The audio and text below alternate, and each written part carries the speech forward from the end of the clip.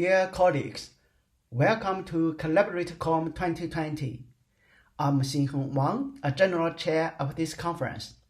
Professor Hongho Guo, the technical program chair, and I, representing the whole organizing committee, would like to welcome all of you to this unique conference.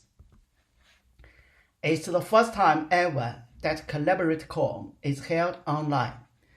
To most of us, the experience is different from on-site conference, where we can communicate face-to-face.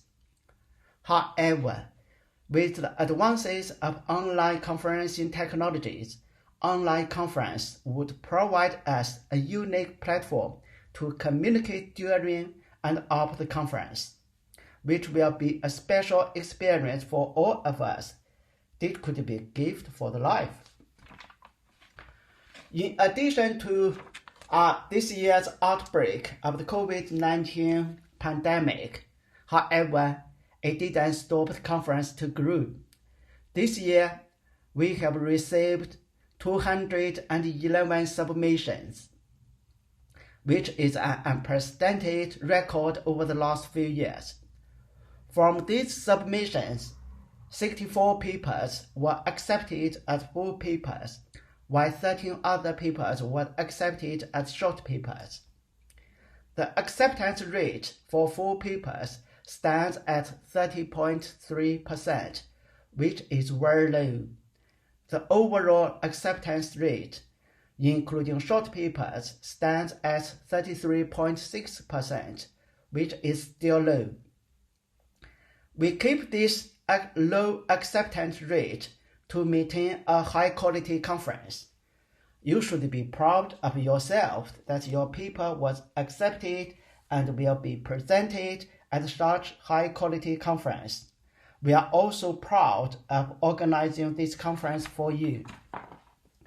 All accepted papers will be presented at different tracks and workshops. Apart from high-volume paper submissions, this conference is featured with 2 keynote speeches delivered by 2 worldly renowned experts in wireless communications and edge computing, which are the fundamental infrastructure technologies for the development of modern social and industrial applications. The first keynote speech will be delivered by Professor Fumiyuki Adachi from Tohoku University in Japan. He is a well-respected researcher in communication sector. He is the IEEE Life Fellow. He is regarded as the father of third-generation Japanese mobile communications. He is a pioneer in the world in 5G and beyond communication technologies. The second keynote speech is to be delivered by Professor DIKW from National University of Defense Technology in China. He is very young, but has made significant contributions in edge computing. These contributions have been recognized by receiving several national and international awards. I wish all of you could enjoy the keynote speeches, enjoy the presentations from fellow presenters, enjoy the unique experience provided by EAI, our sponsor of the conference. Thank you all and enjoy the conference.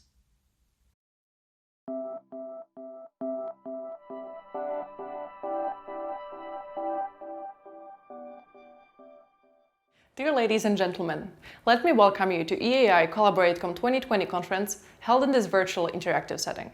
I am Karolina Marcinova, the EAI conference manager of CollaborateCom 2020. Unfortunately, I am not able to meet all of you in person, so I'm using this opportunity to address the organizing committee, the keynote speakers, the authors, and the participants on behalf of EAI. I would like to thank all of you for being a part of this conference and for your involvement with EAI. In particular, I would like to thank the General Chair Henry Wang and the Program Chair Hongao Gao, together with the whole organizing committee, for their hard and excellent work throughout the whole process of the conference preparation.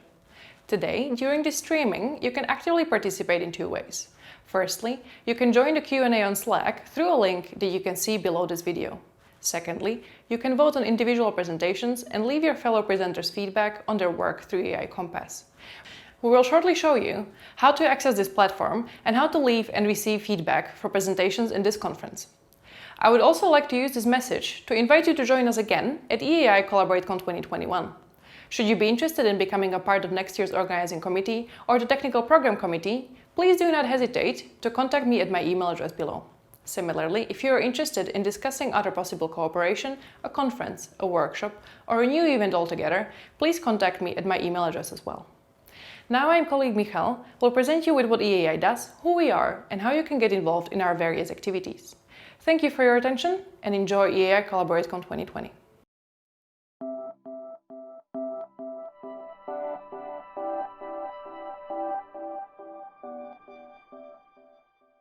Hi everyone, my name is Michal Dudic. I'm the Community Manager at EAI, European Alliance for Innovation. It's my pleasure to welcome you at this conference and say a few words about who we are and what we can do for you and your research career. In short, EAI is a global community for a greener, healthier and smarter world. As of today, we are home to more than 60,000 members from 167 countries, and we reach out to tens of thousands of subscribers. As an organization, we are non-profit from day one, and what is most important to us is that we remain open to all researchers from all around the world thanks to membership that is completely free. We organize more than 100 events annually, such as this conference, and we do so in publishing partnership with Springer. I said in the beginning that EAI is a community, so let's talk about what that means and what it means for you. To put it briefly, we give our members a platform that builds their research. We do it with 3 main online community services where members come together to help each other write a better paper, get an objective review, and get recognized fairly. The 3 services in question are EAI Compass, Community Review, and EAI Index. Firstly, EAI Compass is an online app where you can meet and connect with new colleagues and get feedback on your paper as well as your presentation. In addition to that, it lets you download all full papers that will be presented at this conference, and you can vote on your favorite presentations as well as see everyone who is here and connect with them. You can do this right now if you go to EAI Compass website, compass.eai.eu. Next, we are improving the classic conference review process with community review. It has already been in use at all our events since 2019, and we were very excited to hear a lot of positive feedback from program committee members regarding the reliability and the speed of the community review.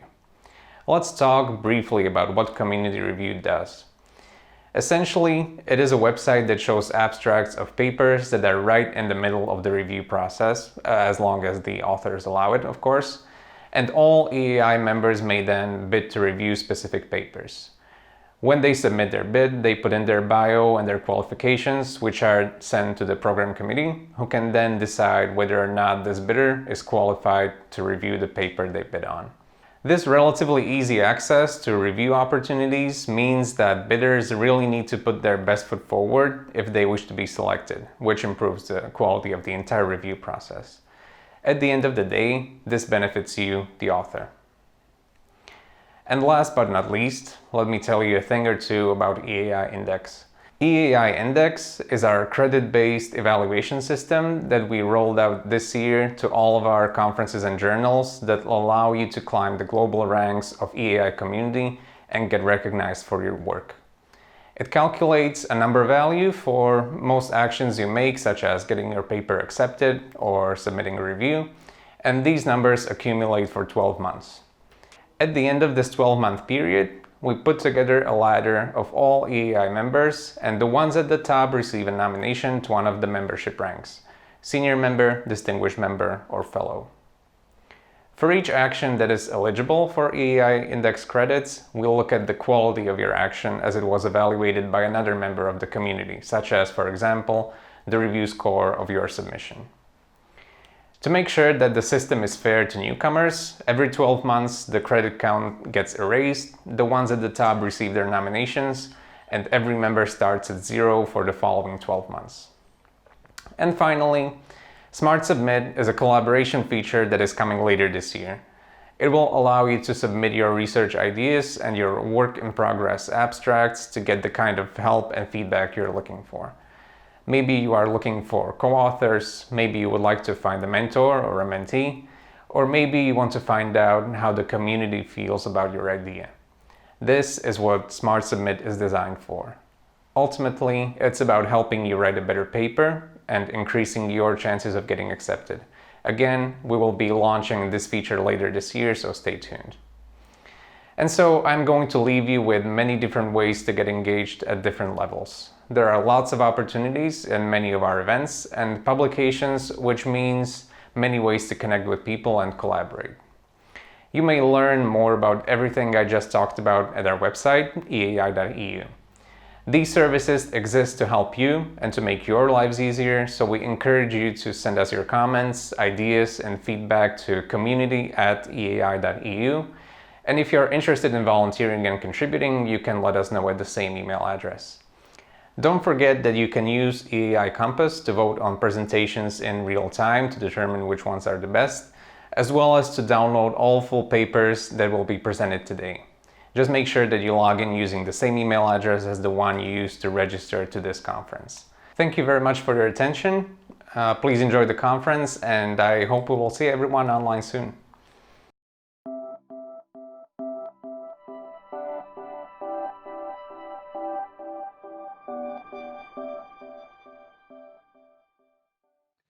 First of all, I very much appreciate having the opportunity to give a video presentation at this conference. My talk title is Wireless Challenge for Beyond 5G. Outline of my presentation is shown here.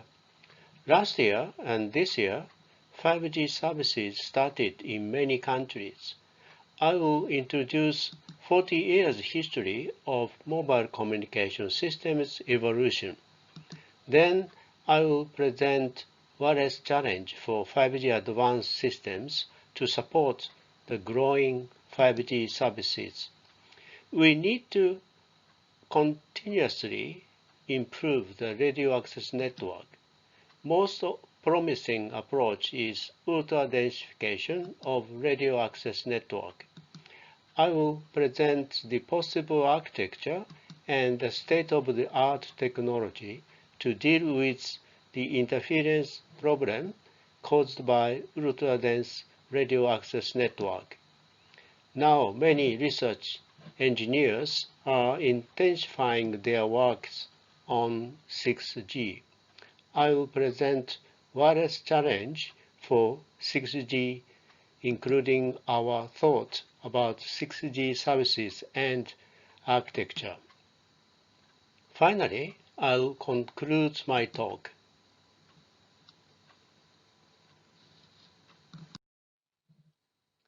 Last year and this year, 5G services started in many countries. I will introduce 40 years history of mobile communication systems evolution. Taking 35 years, mobile communication systems have evolved from 1G of a few kilobits per second to 4G of a few hundred megabits per second. 1G started its operation in around 1980s. Its communication services are voice and low-rate data communication for people. Almost every 10 years, the new generation appeared. 4G started in around 2015. Its major services shifted to high-rate or broadband data communication, including video, but again for people. Now, mobile communication systems have become an important infrastructure of our modern society. 5G services started in 2019 in some countries. In this year, 2020, 5G services have started in many other countries.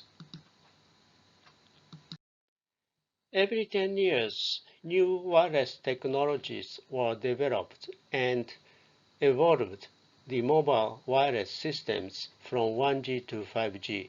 If we look back the communication services evolution from 1G to 5G, the type of services has evolved every 20 years as shown here.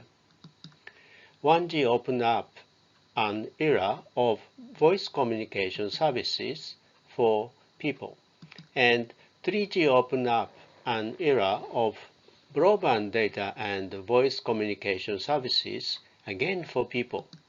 Now, 5G has started to open up an era of communication services diversification for everything. In the 5G era, everything will be connected via networks. 5G typical communication services are threefold. They are enhanced mobile broadband communication, eMBB, ultra-reliable and low-latency communication, URLLC, and massive machine type communication, MMTC. Key requirements for their quality of service, QoS, are quite different as shown here. The key requirement for eMBB is the peak data rate of 20 gigabit per second. The key requirement for URLLC is the end-to-end latency of 5 milliseconds. The wireless link latency is less than 1 millisecond. The key requirement for MMTC is very high device density, which is 1 million devices per square kilometers. This slide shows techniques which contributed to advance the mobile communication systems from 1G to 5G. In 1G to 2G, most serious concern was the coverage, and then in 2 to 4G, the area spectrum efficiency. On the other hand, in 5G, the energy efficiency has become an important concern in addition to spectrum efficiency because of popularity of broadband communication services. Radio resource management, RRM, has become another paramount concern due to billions of connecting devices and a variety of mobile communication services like eMBB, URLLC, and MMTC. They have quite different quality requirements. Here are examples of eMBB services. With the help of 4K, 8K wireless video distribution, we can enjoy watching athletes playing in a sports game from various directions. Also, with the help of wireless virtual reality, VR, we can enjoy festival being performed real-time in a remote place of, for example, 1,000 kilometer distance from your home where you are sitting. In 5G era, URLLC is expected to promote next generation intelligent transportation system, ITS, including new vehicle related services and autonomous driving. Real-time collection of vast amount of mobility data and control helps to introduce autonomous driving and to improve logistics and delivery by collaboration of 5G and vehicle-to-vehicle communication. Vehicle platooning is also expected to save fuel and manpower by collaboration of 5G and vehicle-to-vehicle communication.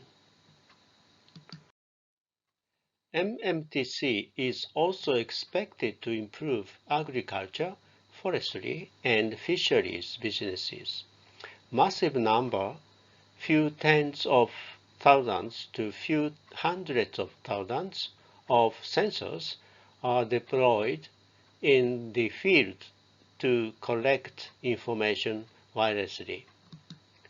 By efficient data processing and analysis of collected information, future farmers will become able to decide on the distribution timing of fertilizers and also to decide on the harvesting time. Also, with the help of your LLC, future farmer will become able to distribute fertilizers and to harvest wirelessly from their home. The mobile data traffic will not stop increasing even after starting of 5G services. According to Cisco report released in 2019, the mobile data traffic is growing at a compound annual growth rate of 46%. Therefore, the traffic volume is expected to increase by about 7 times in coming 5 years. MMTC and URLSC are able to support various IoT applications. IoT connectivity technologies and applications must be efficiently integrated for efficient utilization of the limited radio spectrum to be shared by a large number of devices.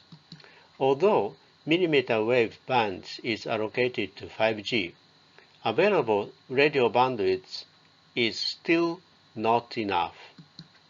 Therefore, we need to continuously improve 5G systems to support growing 5G services.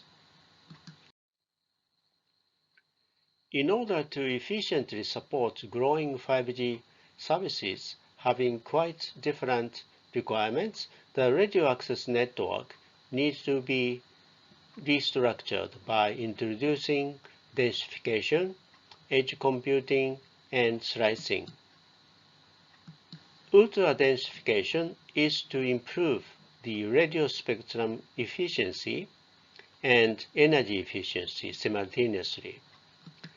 Edge computing is to support low latency services. Slicing is to satisfy significantly different quality requirements of EMBB, URLLC, and MMTC services. We can see from this graph, reducing the cell size by 10 times can improve the area spectral efficiency by 100 times and can improve the energy efficiency by about 3,000 times. Clearly, radio access network densification is the effective way to improve the area spectral efficiency and energy efficiency simultaneously. Because of very short-range communications as a result of radio access network densification, extremely higher frequency bands like millimeter wave can be used, where abundant bandwidth remain unused. There are two possible approaches for ultra-dense radio access network. One is co-located multi-user MIMO, and the other is distributed multi-user MIMO. Large-scale multi-user MIMO is used to accommodate a large number of users or devices in a base station coverage area. Large beam gain in co-located multi-user MIMO and low path loss in distributed multi-user MIMO allow the utilization of millimeter wave bands. Furthermore, frequent handover, which happens in a small cell network, can be avoided by beam or antenna selection. In 5G, frequency bands below 6 GHz and millimeter wave are used. Major obstacles to realize highly reliable ultra-dense radio access network when utilizing millimeter wave band is the link blockage. The link blockage is due to the nature of rectilinear propagation of high-frequency waves. In collocated multi-user MIMO, the radio link blockage may be frequently caused by obstacles. On the other hand, distributed multi-user MIMO can mitigate the link blockage by taking advantage of spatially distributed antennas deployed over the base station coverage area. However, the deployment cost of radio access network is higher when using distributed multi-user MIMO than when using collocated multi-user MIMO. This is because expensive optical mobile front haul is needed in order to connect all distributed antennas with base station site. On the other hand, the deployment cost of radio access network using collocated multi-user MIMO is lower, but the transmission quality will be degraded by the link blockage. This is because all antenna elements are collocated at the same base station site. A hybrid structure, as illustrated in this slide, can take a good balance between deployment cost and communication reliability. Probably, a practical deployment scenario is as follows. We begin with using collocated multi-user MIMO. Then we gradually shift to distributed multi-user MIMO along with the advancement of low-cost optical mobile front haul. MIMO cooperative transmission and reception, which utilizes multiple antennas at both base station and user sites, is very powerful to improve the transmission quality and the link capacity significantly in a fading environment. In 5G systems, broader bandwidth than 4G systems is used to provide eMBB services. Broadband propagation channel is severely frequency selective, and we need to adopt powerful equalization technique like frequency domain equalization. Frequency domain equalization requires the accurate channel state information, CSI, which describes the radio propagation structure. When time division duplex, TDD, is adopted, the base station and user can perform the channel estimation independently to share the channel state information without feedback. Furthermore, the channel state information acquired by base station for uplink signal reception can be reused for downlink transmission. Sophisticated radio signal processing like frequency domain equalization can be equipped at base station site.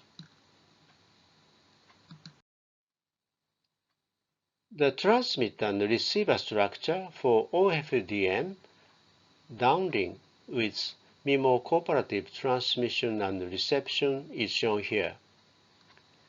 For inner cell users, multi-user MIMO multiplexing is used to improve the sum capacity or the sum throughput. One example is to use the minimum mean square error filtering combined with singular value decomposition called MMSE SVD. On the other hand, for cell edge users, multi-user MIMO diversity is used to sufficiently suppress the intercell interference. One example is to use the space-time block-coded transmit diversity called STBCTD.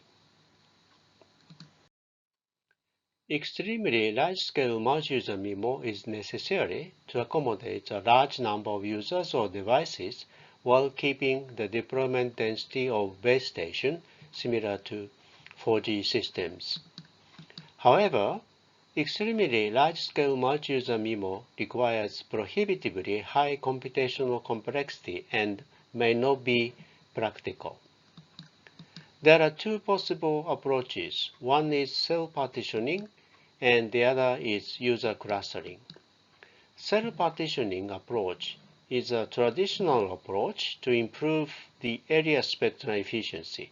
The base station coverage area is partitioned into geographically disjointed small cell areas, as shown here. The same radio resource is reused in all partitioned small cell areas. Much more efficient approach may be user clustering, which can be viewed as a user location-assisted dynamic cell partitioning. User clustering can adapt to time variations of user location. As illustrated here, each user cluster consists of relatively small number of neighborhood users who give strong interference to each other. We perform small-scale cluster-wise multi-user MIMO in parallel, instead of single extremely large-scale multi-user MIMO. In this way, we can alleviate the computational complexity problem. However, there is a problem.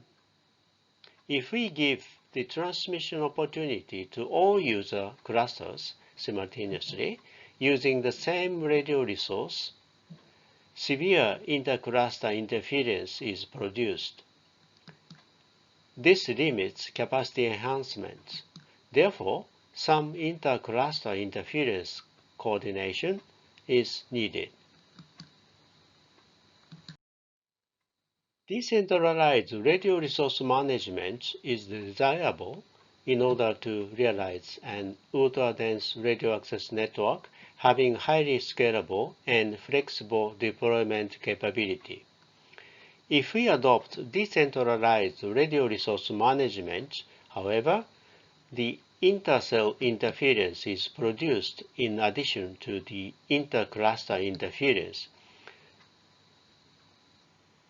The intercell interference is the interference which cell edge users suffer from surrounding base station coverage areas. The intercluster interference is the interference which is produced when all user clusters are given the transmission opportunity simultaneously using the same radio resource. These two types of interference offset the improvements of the area spectrum efficiency obtainable by dense frequency reusing. The key technical issue to realize ultra-dense radio access network having highly scalable and flexible deployment capability is an enhanced interference coordination, which can effectively mitigate both the intercluster interference and intercell interference. In the following, we assume distributed MIMO architecture for ultra-dense radio access network, but the concept of enhanced interference coordination can also applicable to corrugated MIMO. Because of very short-range communication of millimeter wave, both intercluster interference and intercell interference are strongly influenced by radio propagation environment. Therefore, we may need to employ environment-adaptive interference coordination in order to allow flexible and scalable deployment of radio access network. Environment-adaptive enhanced interference coordination is made possible by introducing the detailed twin concept physical world is the ultra-dense radio access network, which is controlled by decision made in the digital world. In the digital world, analysis and updating parameters are done by using corrected propagation environment data as well as the quality feedback from the previous trial. And decision on the resource allocation is made to control the physical world. Enhanced interference coordination, which we are now studying, is shown here. It is composed of user classification, intercluster interference coordination, and intercell interference coordination. User classification is based on the interference measurement results reported from users. The intercluster interference coordination is composed of user clustering, cluster antenna association, and cluster layering. Among several layers of clusters constructed, the bottom layer is the cell edge user layer. The intercell interference coordination can be an adaptive fractional frequency reuse FFR using either channel segregation algorithm CSA, game theory, or machine learning algorithm. Then layer-wise scheduling is done to give the transmission opportunity to layers in sequence. In each layer, cluster-wise multi-user MIMO using the same radio resource is performed simultaneously in parallel. When decentralized radio resource management is adopted, the predominant interference which cell edge users suffer comes not from those in their own base station cell area, but from those in the surrounding base station cell areas. The intercell interference must be fully decentralized. It consists of two steps. The first step is the adaptive fractional frequency reuse AFFR using channel segregation algorithm CSA. The second step is the assignment of additional fractional bands in addition to the fractional band assigned by the first step. Neighborhood users in the inner cell user group give strong interference to each other. Such users are grouped together into a cluster. We apply the well-known K-means algorithm. After forming user clusters, the best set of antennas is assigned to each cluster, which is called the cluster antenna association. An example of 16 clusters formed by the K-means algorithm is illustrated here. Here we consider an isolated square-shaped base station coverage area where 128 distributed antennas and 32 users are randomly positioned. As seen here, some clusters are close to each other. They suffer strong intercluster interference when all clusters are simultaneously given the transmission opportunity using the same radio resource. Therefore, we introduce cluster layering. Clusters are separated into several layers so as to satisfy the interference offset distance or to keep the intercluster interference in the acceptable level. One example is shown here. Firstly, 32 users are grouped into 16 clusters by the K-means algorithm. Then, assuming the interference offset distance of 2r, where r is half the average distance between two neighbor clusters. 16 clusters are separated into 3 layers. The number of layers depends on the interference offset distance. On the other hand, the number of cell edge users is quite small and sparsely distributed, so they are grouped into a single cluster and placed on the bottom layer. And then layer-wise scheduling is done to give the transmission opportunity to layers in sequence.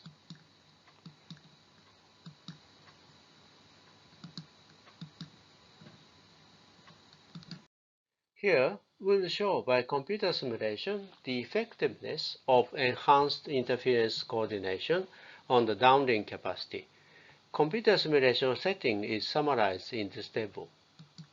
We randomly positioned 128 distributed antennas and 128 users in a square-shaped base station coverage area. Each user terminal has single antenna. We assumed the normalized transmit signal to noise ratio of 0 dB. By using the k-means algorithm, we formed 64 clusters. An example of cluster formation is shown here. Each cluster contains 2 users on average. After performing the cluster antenna association, which assigns the best distributed antenna having the lowest path loss for each user in each cluster, cluster-wise multi-user MIMO using MMSA SVD is carried out in each cluster. When clusters are simply layered based on the interference offset distance, the downlink sum capacity is significantly reduced due to the scheduling loss caused by a fact that the transmission opportunity is given only the fraction of time. To remedy this problem, certain clusters are assigned to multiple layers as long as the interference offset distance is satisfied. This is called the improved cluster layering. Also plotted for comparison are the sum capacities achievable with random clustering and parallel seesaw transmission and reception. As seen from this figure, indicated by the red curve, the improved cluster layering provides very encouraging results.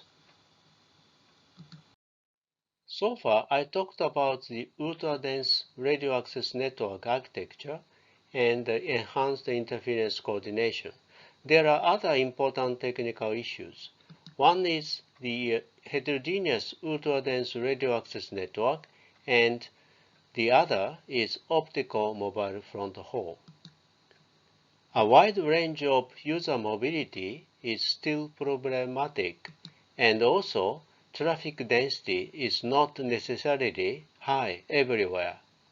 To solve these problems, an introduction of heterogeneous ultra-dense radio access network is a good idea. Ultra-dense layer covers high traffic density areas only. Macro-cell layer handles the high mobility users, and also it is important to achieve 100% coverage. Base station controls both macro-cell layer and ultra-dense layer.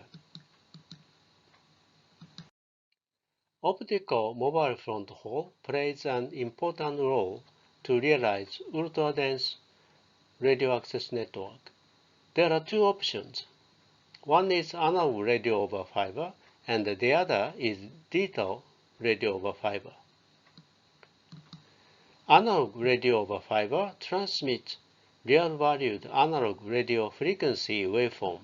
Although the optical bandwidth is the same as the radio bandwidth, the presence of nonlinear optical distortion is a problem. On the other hand, digital radio over fiber transmits digitized real-valued in-phase and quadrature waveforms. When using the non-coherent intensity modulation, the optical bandwidth increases by about 16 times compared to the radio bandwidth. Introducing coherent quadrature amplitude modulation (QAM) can reduce the optical bandwidth. However, the bandwidth is still wider than the original radio bandwidth. Removing AD and DA converters and optical coherent quadrature amplitude modulation (QAM) makes the optical bandwidth the same as the radio bandwidth. This is called fully coherent radio over fiber. Difference between optical link and radio link is just the carrier frequency. Direct up-down conversion is used between optical and radio signals. Using fully coherent radio over fiber, we can realize spectrum efficient and low latency optical mobile front haul, which is attractive for ultra-reliable and low-latency communication (UR/LLC) applications. However, at present, any practical optical radio direct up-down converter is not available. Since millimeter wave band is used for 5G systems, development of optical radio direct up-down converters may not be so difficult. This is an important future development towards 5G advanced and also 6G systems.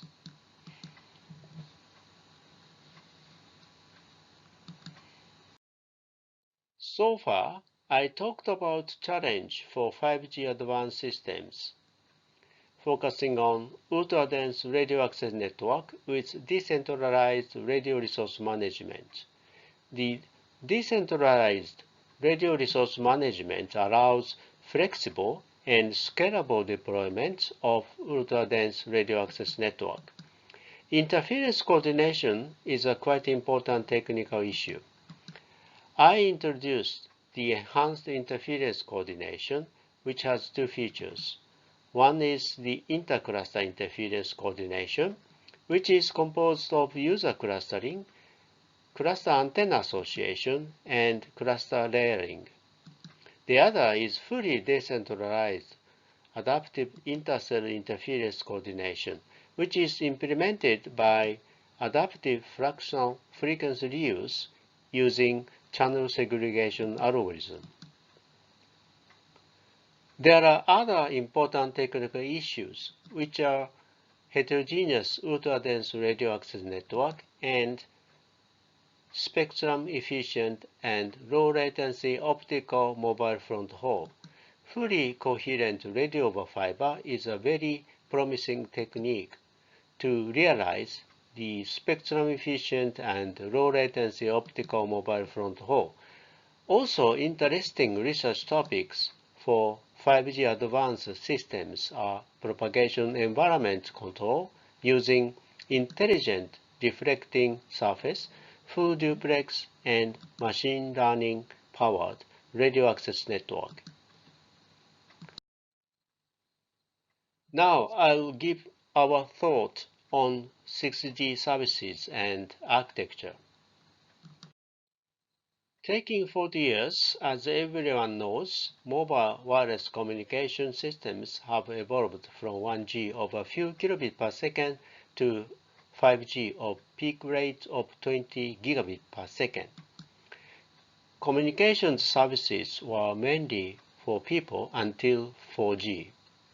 5G has started to open up an era of communication services diversification for everything.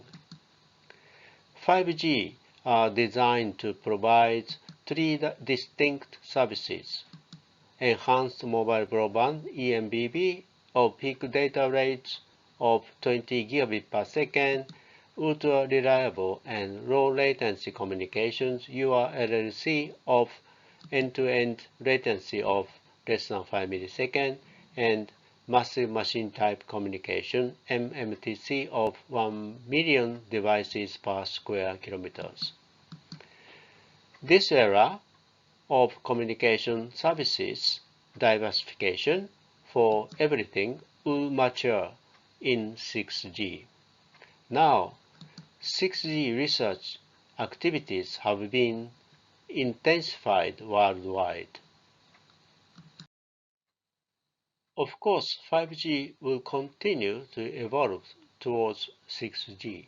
3GPP studied NR Lite for 5G evolution. NR Lite service complements EMBB, URLLC, and MMTC through satisfying multiple requirements on data rate, transmission latency, and connectivity. However, NR Lite is only able to achieve performance trade-offs among different requirements. This may not be able to satisfy multiple high-performance requirements. 6G will provide various communication services of enhanced quality of experience, each of which is a combination of EMBB, URLLC, and MMTC. Below, I will give our thoughts about promising 6G services. First is 6G Lite. One of promising 6G Lite services may be intelligent driving, including path planning, automatic driving, obstacle detection, vehicle monitoring, mobile entertainment, and emergency rescue operation. However, it is quite difficult to achieve high rate, low latency, and massive connectivity under high mobility conditions. Therefore, 6G Lite will be a trade-off based enhanced EMBB, URLLC, and MMTC version of NR Lite. Major 6G services will be a mobile broadband and low latency called MBBLL, mobile AR VR, headsetless holographic teleconferencing will be promising communication services. To support MBBLL services, downlink peak data rates perhaps need to be higher than 1 terabit per second, user experienced rate of higher than 10 gigabit per second, and very low latency of less than 0.1 millisecond, and a very high mobility of faster than 1,000 km per hour, which we will experience during maglev transportation, traveling over the air, and even space exploration.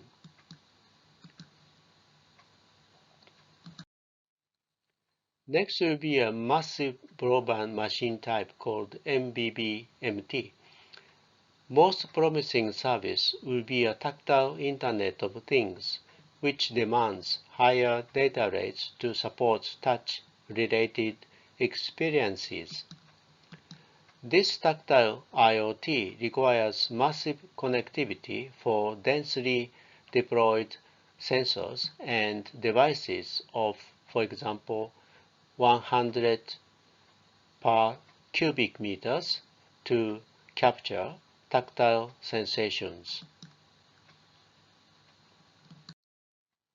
Here is massive low latency machine type service called MLLMT.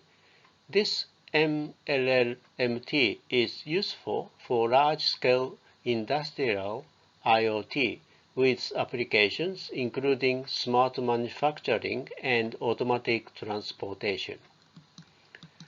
Large-scale industrial IoT requires massive connectivity for communications among staff sensors, and actuators. But also large-scale industrial IoT requires low latency to deal with frequent interactions between these devices. Last is secure wireless computing for private data called SWCPD. Secure wireless computing for private data allows uploading, caching, processing, and transmitting of various private data securely via wireless networks. One example is local 6G, to upload, cache, process, and transmit for controlling various machines within a private premises like a factory. Here is an example of 6G architecture. Typical urban scenarios will be advanced ITS, secure and private business, large-scale intelligent industrial IoT, and smart home.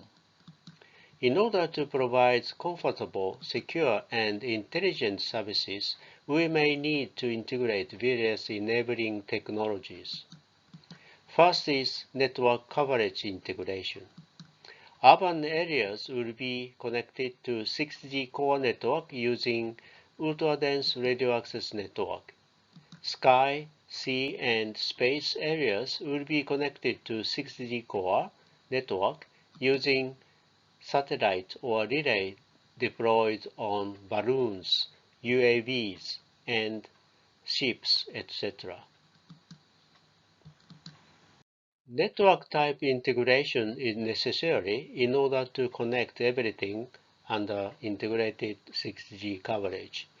We need to integrate macrocell, femtocell, nanocell, Wi-Fi, wireless sensor network, IoT, and Internet of Vehicles.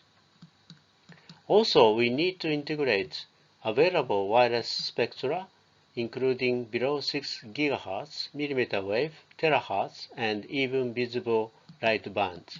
Also, we need to manage those spectra flexibly to facilitate the integration of different networks.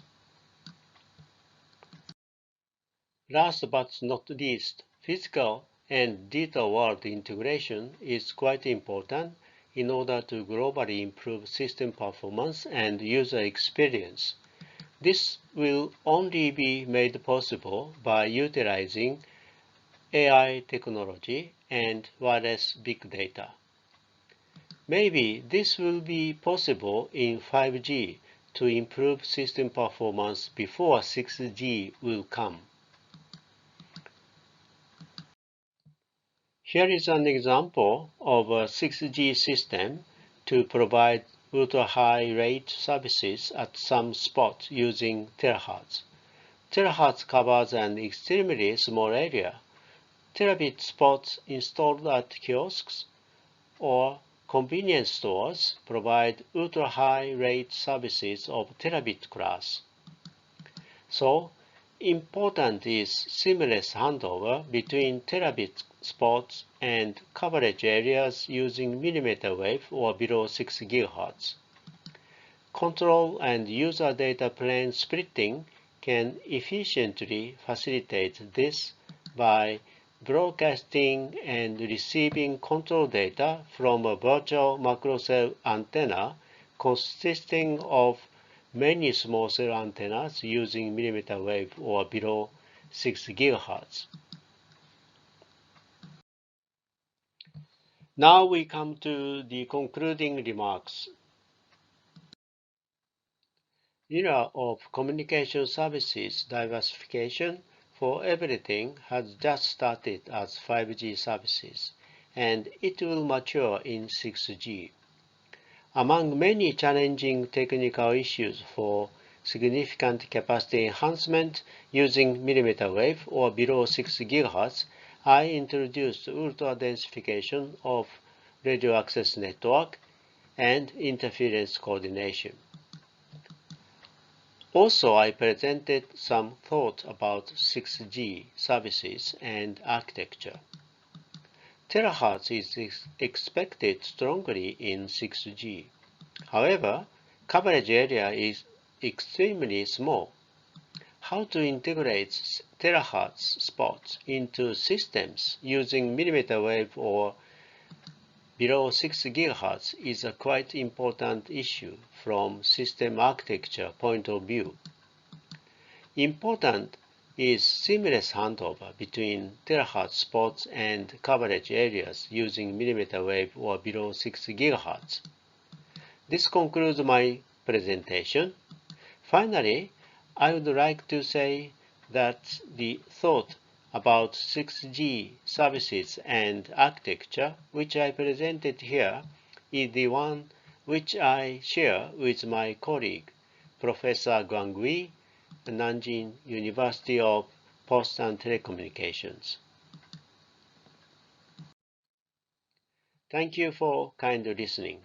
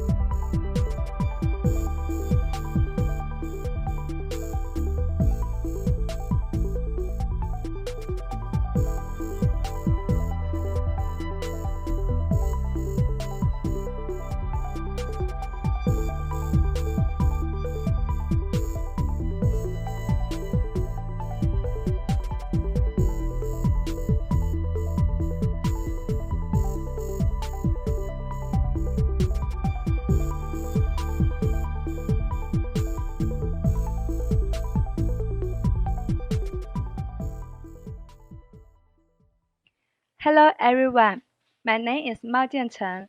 I'm from University of Science and Technology Beijing in China. I and Xiongnuo will give our presentation here.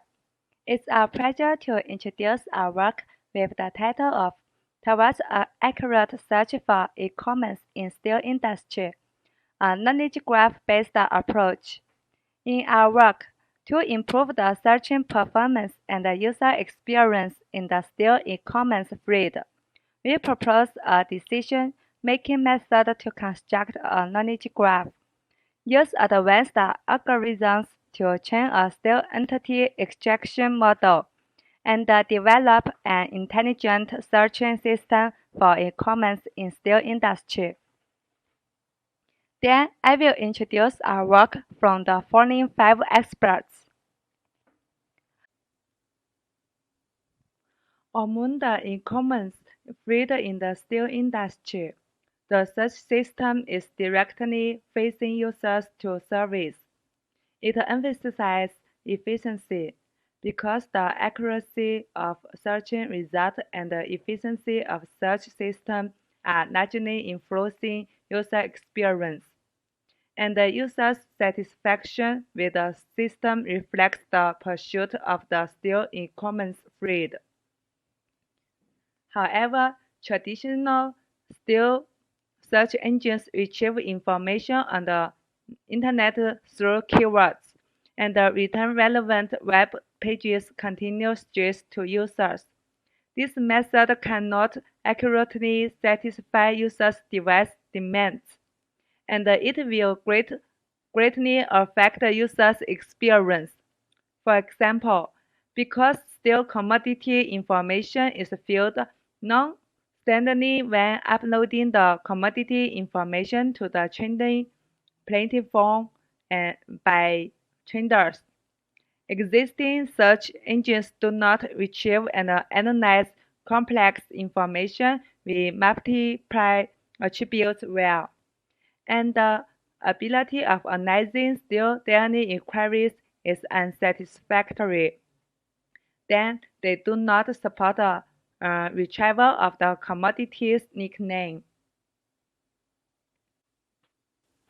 In order to avoid the limitations of traditional searching strategies in e-commerce field related to steel, we propose a decision-making method in this field through the combination of deep learning algorithms and expert systems.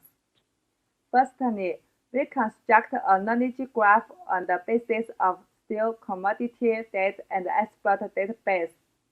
And then we use BERT by LSTMs and the CRF approach to train a model to make the match between users' demands and the commodities more accurate, make steel trading simpler and more effective, and improve user experience. Knowledge graph was proposed to optimize existing search engines. Essentially, it is a semantic network. Its nodes represent entities or concepts, and the edges represent various semantic relationships between entities and concepts. In recent years, there are many applications based on knowledge graph in different fields. In respect of search engines, whether Google, Bing, or Baidu, they all implement intelligent search on the basis of knowledge graph.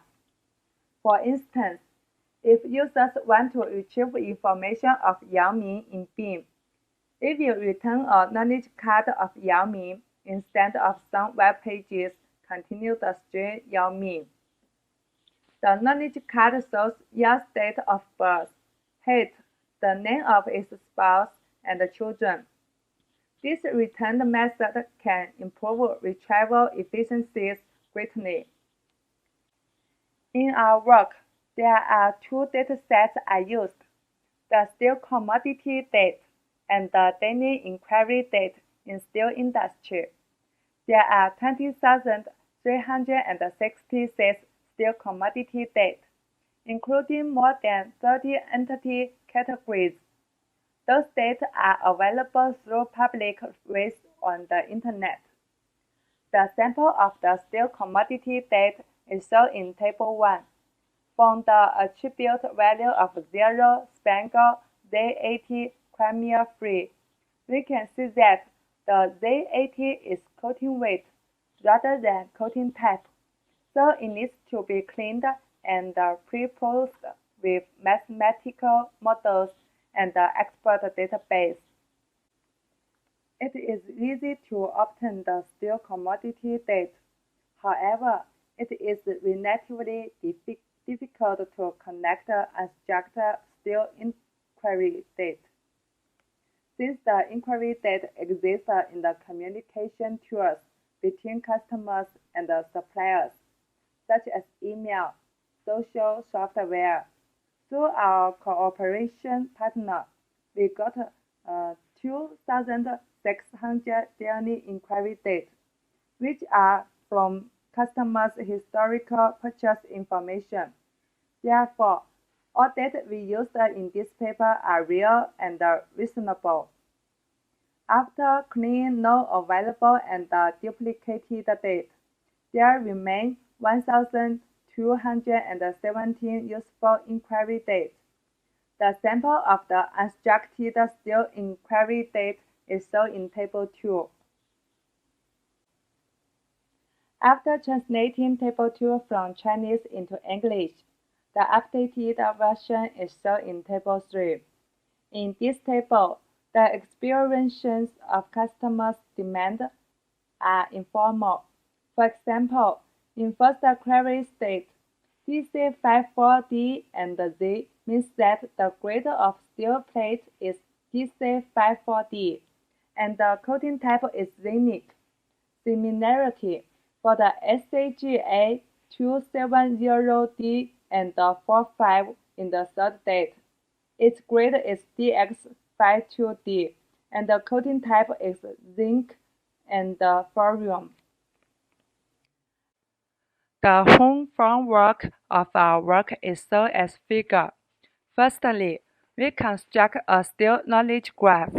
In this processing, since the data of steel commodity are structured, we need to use mathematical models and an expert database to extract important data. Then, according to the attributes of steel commodities, we establish entities and relations between entities, and those entities and relations will be stored in the graph database. Secondly, in order to improve the computational performance, we use a third-party tool to label the unstructured steel data, and then manually verify them. Thirdly, to accurately comprehend users' intentions, some advanced deep learning algorithms are used to train this data to obtain an entity extraction model for the steel data. Firstly, the trained entity extraction models is used to extract users' inquiries for getting entities and unnamed entities. Finally, the unnamed entities with the entities are mapped in the graph database, and the corresponding steel commodity information are returned to the users. After cleaning and pre-processing the steel commodity data, we select 5 important attributes of steel commodity data as entity used in graph database. With the help of experts, their grade, coating type, coating weight, surface structure, and surface treatment. Moreover, we defined the commodity ID, which is the central entity to connect those 5 types of entities. In our experiments, we select Neo4j as our graph database. The storage architecture of steel commodity data in knowledge graph is shown as figure, and the nodes with different colors represent different categories entities. For example, the red entities means grade, The green entity represents coating type, and the orange entity is surface structure. There are 1,057 entities.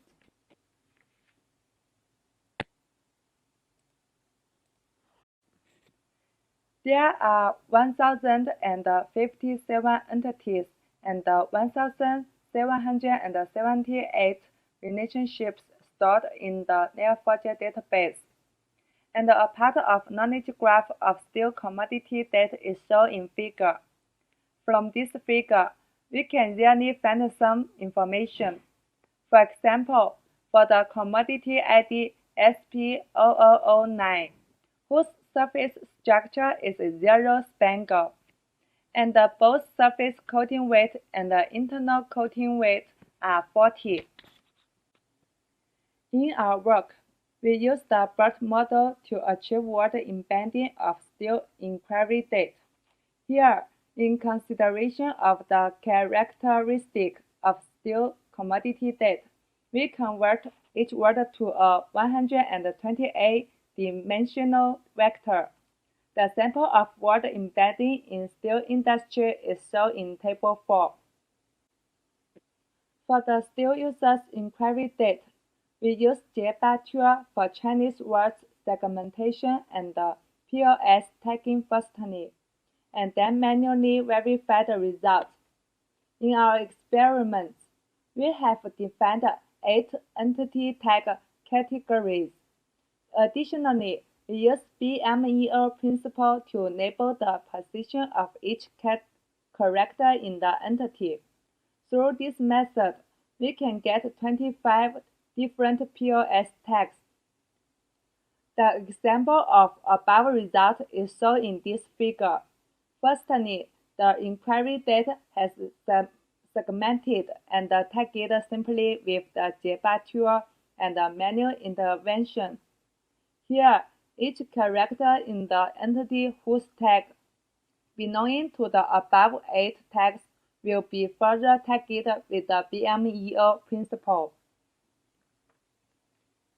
In order to evaluate the performance of the Prof algorithm in the steel industry, we compare it with other 2 algorithms. From the table, the last item is our Prof algorithm, and it performs better than the other 2 algorithms. Based on the knowledge graph and the entity extraction model, we developed a search system used in the steel e-commerce field. The result is Chinese, and we translate it into English.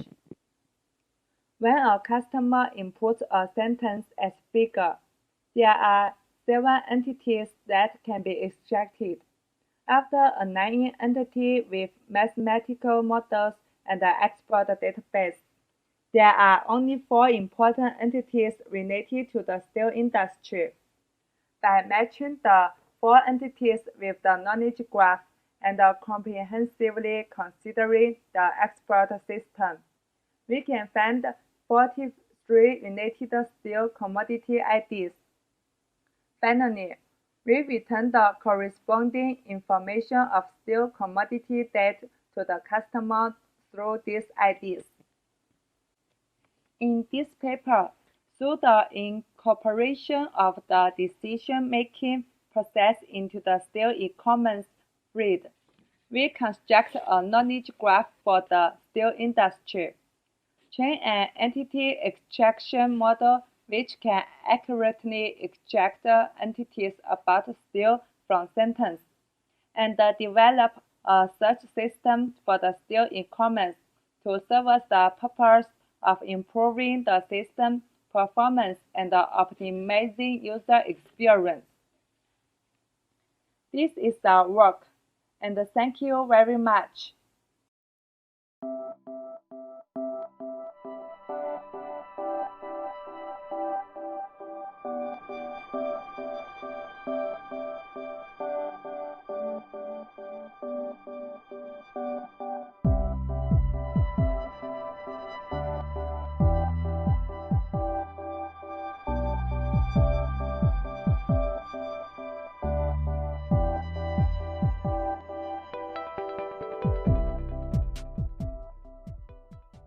Distinguished participants at the meeting, I'm Wei Qi from East China University of Science and Technology. The topic of my presentation today is WSN coverage optimization based on two-stage PSO. Next, I will expand on these aspects: introduction, contribution, system model, redeployment approach, and so on. Firstly, with the deployment of Internet and artificial intelligence technology, cyber-physical system called CPS is being widely used in smart cities, smart manufacturing, national defense security, and other fields. WSN is located in the data perception layer of the smart city's technical architecture. It is responsible for the necessary data collection and measurement, and participates in the important work of realizing the interaction between CPS and the physical environment. Coverage awareness service is the main indicator for evaluating WSN service quality. Due to the limitations of some practical application environments, WSN mostly adopts random spraying for initial deployment, which often causes problems with coverage holes and redundancy. So we can see the redeployment requirements, including limitation of actual physical environment and sensing node power supply.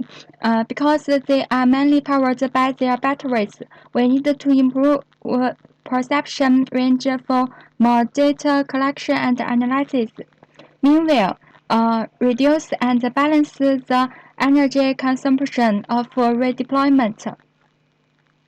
There, according to the type of sensors, mobile and static, they have different methods to redeployment. For static, mostly using sleep scheduling based on space rotation. For mobile, there are vernal, visual force, and swarm intelligence.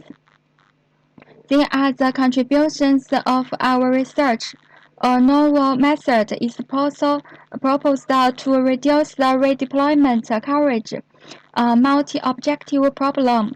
In the hybrid WSN environment for area coverage and moving energy consumption deviation, a two-stage method is proposed to optimize the multi-objective fatness function on the premise of high-quality coverage.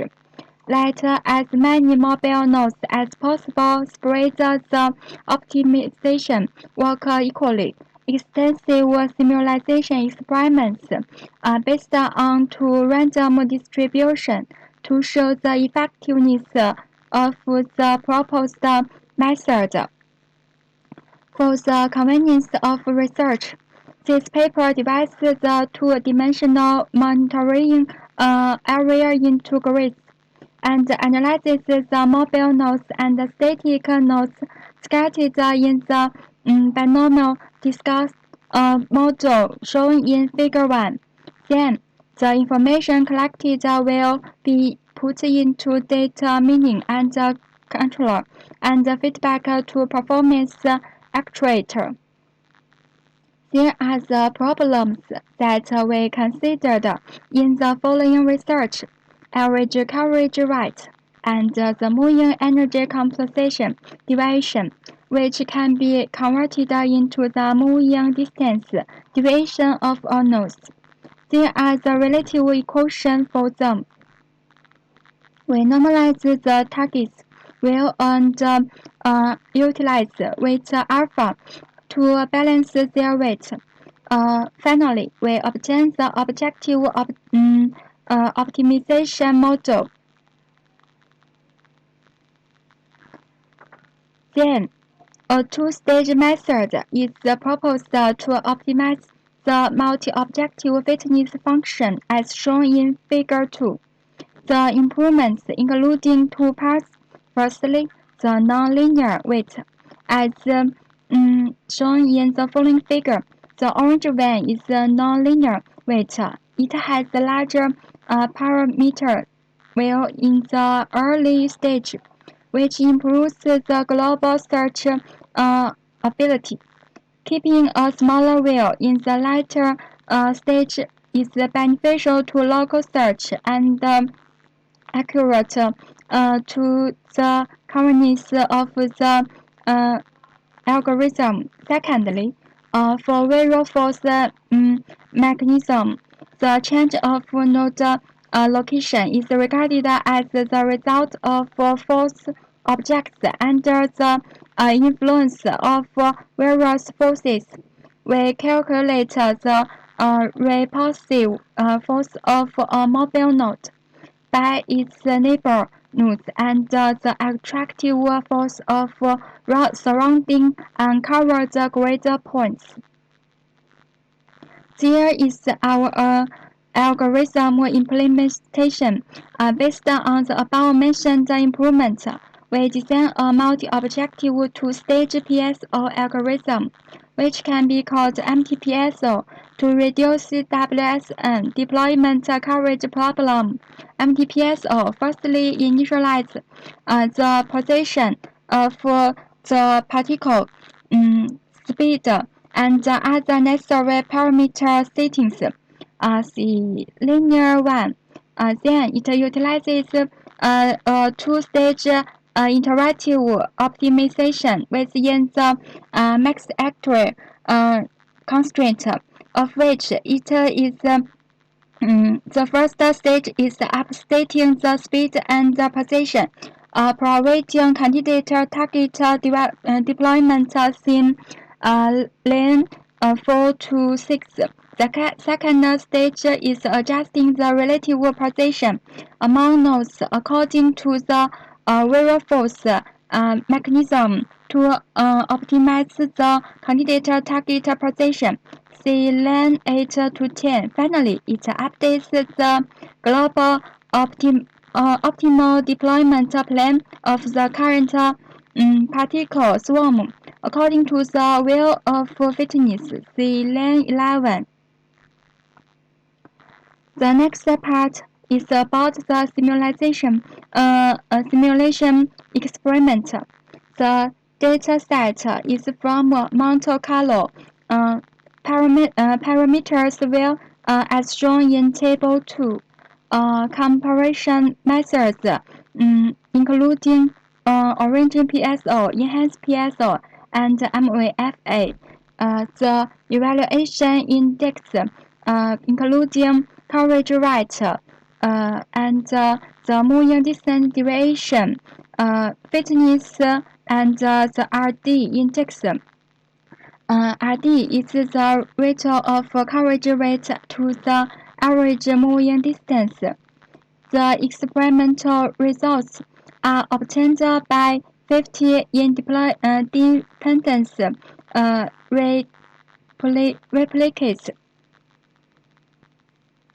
In order to determine the function weight alpha, we conduct comparative experiments for different values of alpha. As the weight coefficient alpha increases, the optimization target value of the coverage rate in the fitness function becomes more and more important. Well, the importance of the distance deviation decreases. Both targets tend to be optimized with larger weight coefficients. However, two targets cannot be maximized at the same time, as shown in Figure 4. With the weight increases, the coverage rate fluctuates less than the deviation. In order to obtain the near optimal solution, we set a largest weight for the coverage rate target. Alpha is 0.9. We present experimental configuration of 5 different scale networks with a rate of mobile nodes ranging from 0.2 to 1 with an interval of 0.2 under 2 different initial deployments. It can be seen from Figure 5 that as the proportion of mobile nodes PR increases, the will of fitness increases rapidly in the early stage and tends to stabilize in the later stage. This shows that the mobile of the nodes has a very positive effect on the optimization, but the final effect will gradually decrease with the increase of PR. At the same time, MTPSO has the best coverage rate and both random initial deployments, as shown in Figure 6. It can be seen in Figure 7 that the type of initial deployment has a greater impact on the moment distance deviation, especially for MVFA and EPSO. Although the sum distance of MVFA indicators both maximum in both types, but the one in Gaussian is much smaller than that in the uniform type. However, the distance deviation of EPSO performance better than uniform one. This is because of the two optimization measures are based on different objects. MVFA uses local visual force to promote the local optimization, while EPSO directly uses the random arrangement of the global mutation. As shown in Figure 8, the total moving distance of MVFA is the largest when PR equals 1 under the premise that the sum distance differences of PSO algorithm is smaller. So the smaller the will of distance deviation, the more balance of the moving energy consumption and the coverage holes are less likely to occur. Under the premise that other conditions remain unchanged, the coverage effect RD will increase as the promotion of mobile nodes PR increases, but the RD charge trend of different algorithms is different, as shown in Figure 9. MTPSO has the best coverage efficiency when PR smaller than 0.8. However, as the PR increases in the later stage, the algorithm advantage will gradually decrease. Figure 10 shows the fitness will changes of algorithms with iterations increases. When PR equals 0.8, we can find that in the difference in initial deployments, MTPSO both have largest fitness and convenience speed. Also, the initial will of fitness and Gaussian deployment is lower, but finally fitness wills are basically same. This also indirectly explains why the RD index wills of the 4 algorithms under the Gaussian initial deployment are all smaller than that in uniform one. In addition, MVFA's fitness appears decline in uniform because it has no fitness protection mechanism. With the increase of iteration, coverage rate tends to increase, but its will of movement deviation has a greater influence. We calculate the performance improvement rate of MTPSO compared with OPSO, enhanced PSO, and MVFA. It is demonstrated that MTPSO has a significant improvement on algorithms, as shown in Table 4. The experiments demonstrate its effectiveness for hybrid WSN's multi-objective coverage optimization. The next part is our summary. The coverage performance of WSN redeployment is greatly influenced by the type of random initial distribution and the proportion of mobile nodes. The MTPS algorithm can obtain better candidate target positions and use the visual force mechanism to adjust the relative position. Comparison with other redeployment scheduling strategies, the method we proposed is more effective. And finally, it represents that helps us a lot. My report is finished. Thanks for your listening.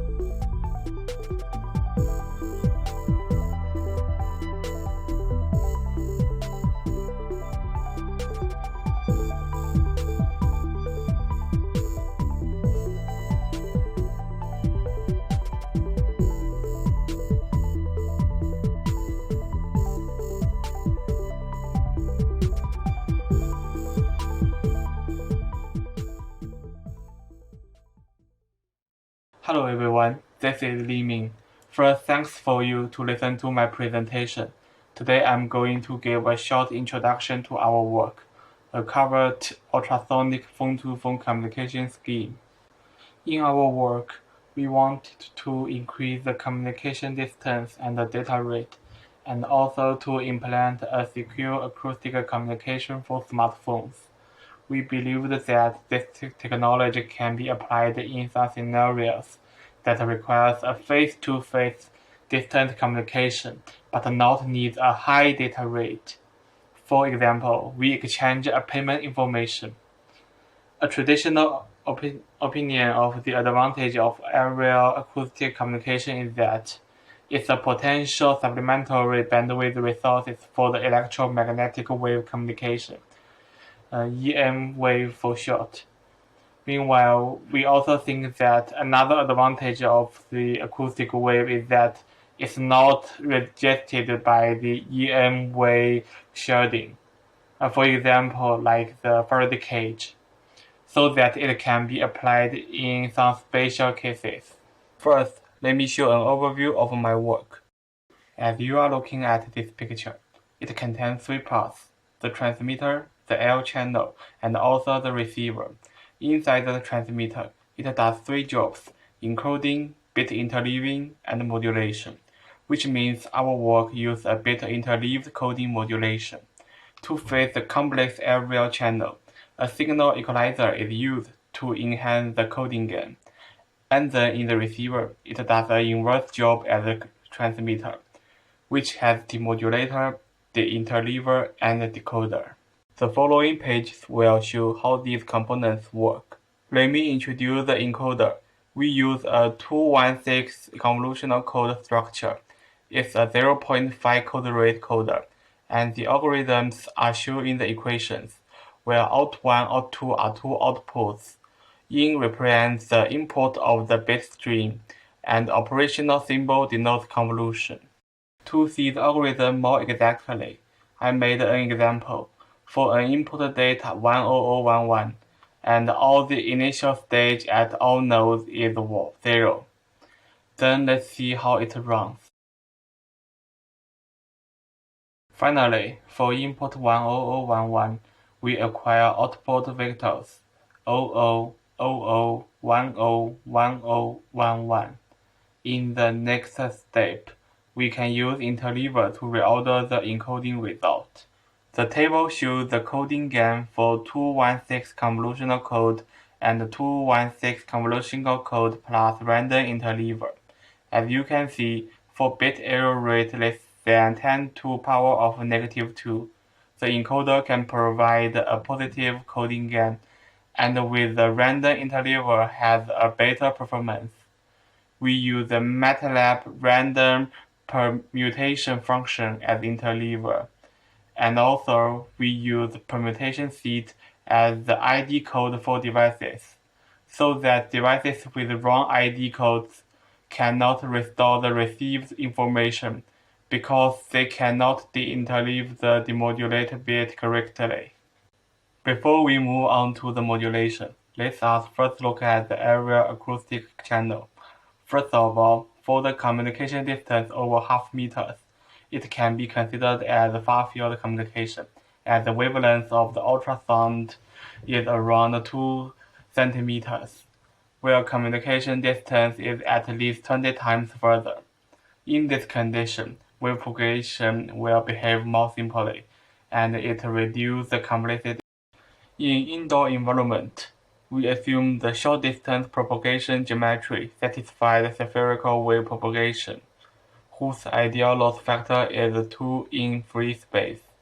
As the distance increases, the wavefront will be limited by the room size, and the propagation geometry becomes cylindrical, whose ideal loss factor is 1.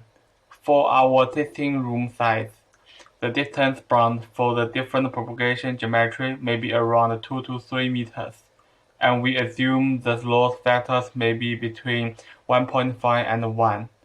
With the consideration of the multipath propagation due to the wave reflection. And then we send a 70 seconds long 20 kHz to the 22 kHz chirp signal, whose duration is about 10 milliseconds per chirp.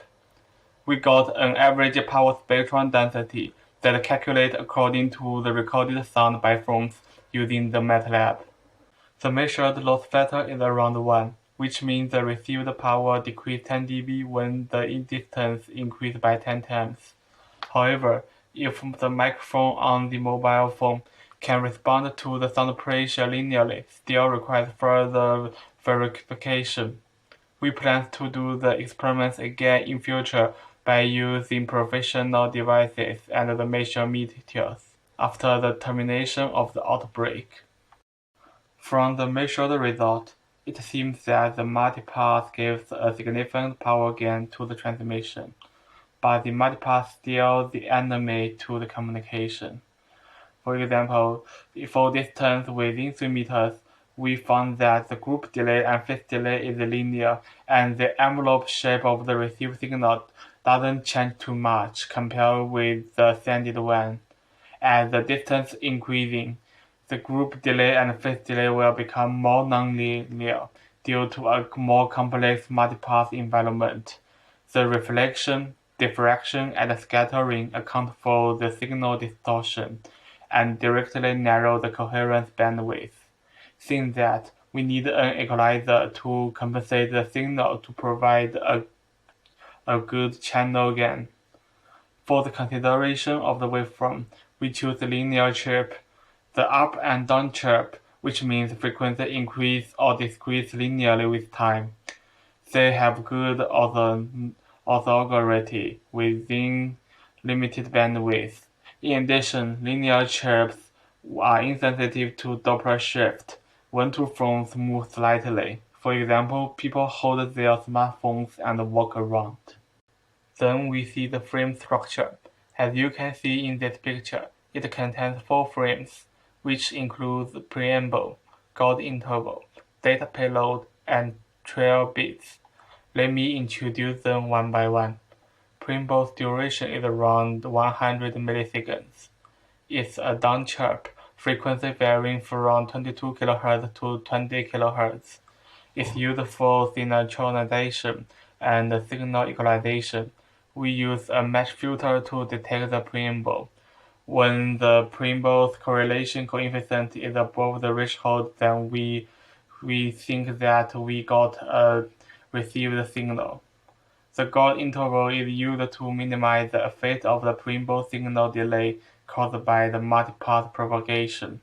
The duration depends on the room size, and in our experiments, we set it to 25 milliseconds.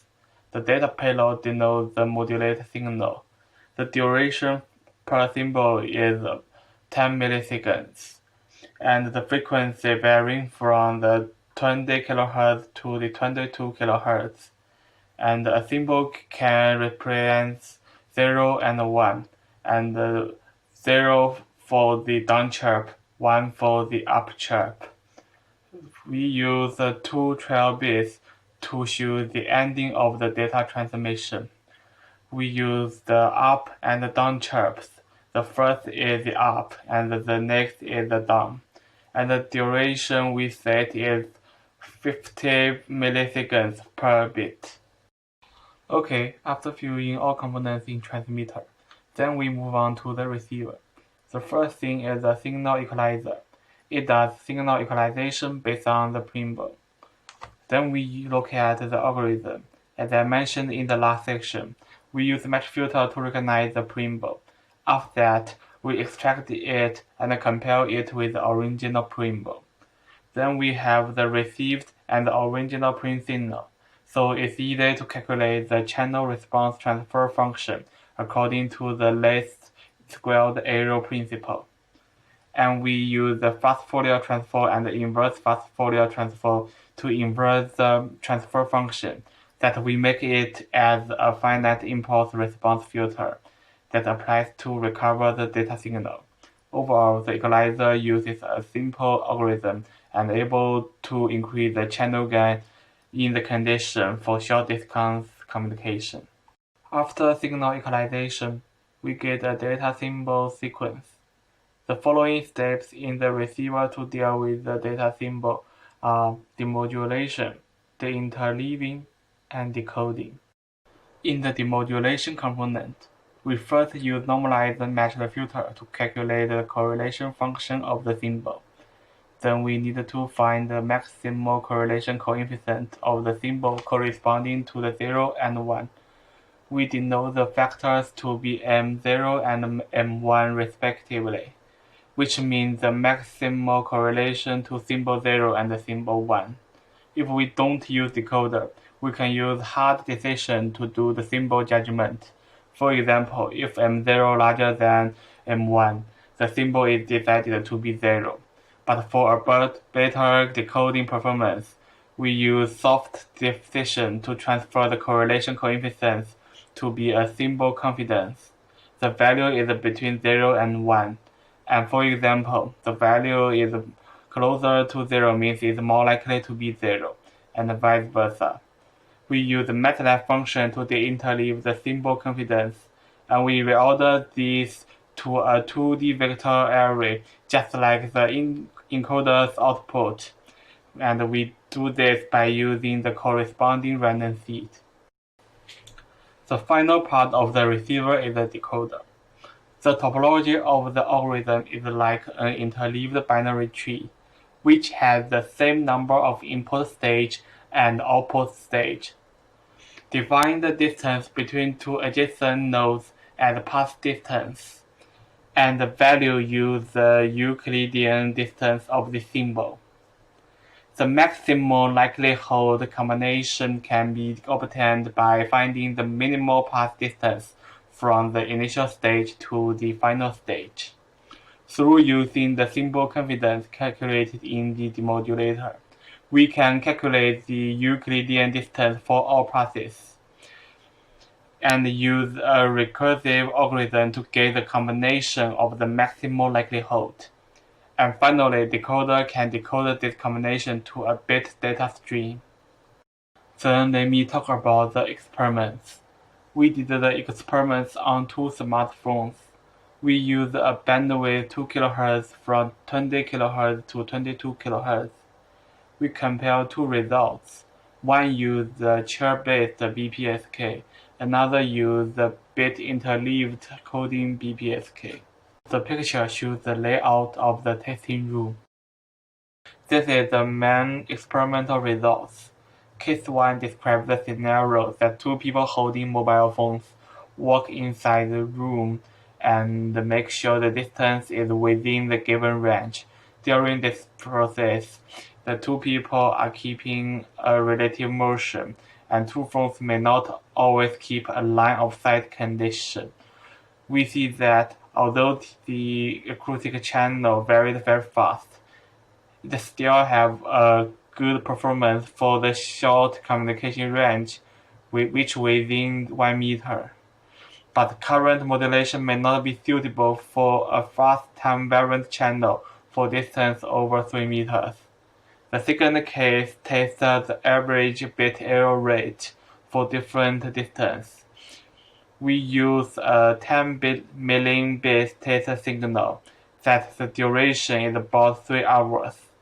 The test location is shown in the picture, and this verifies that the BICM can enable effective communication for 3 meters when the channel stage is not changing too fast.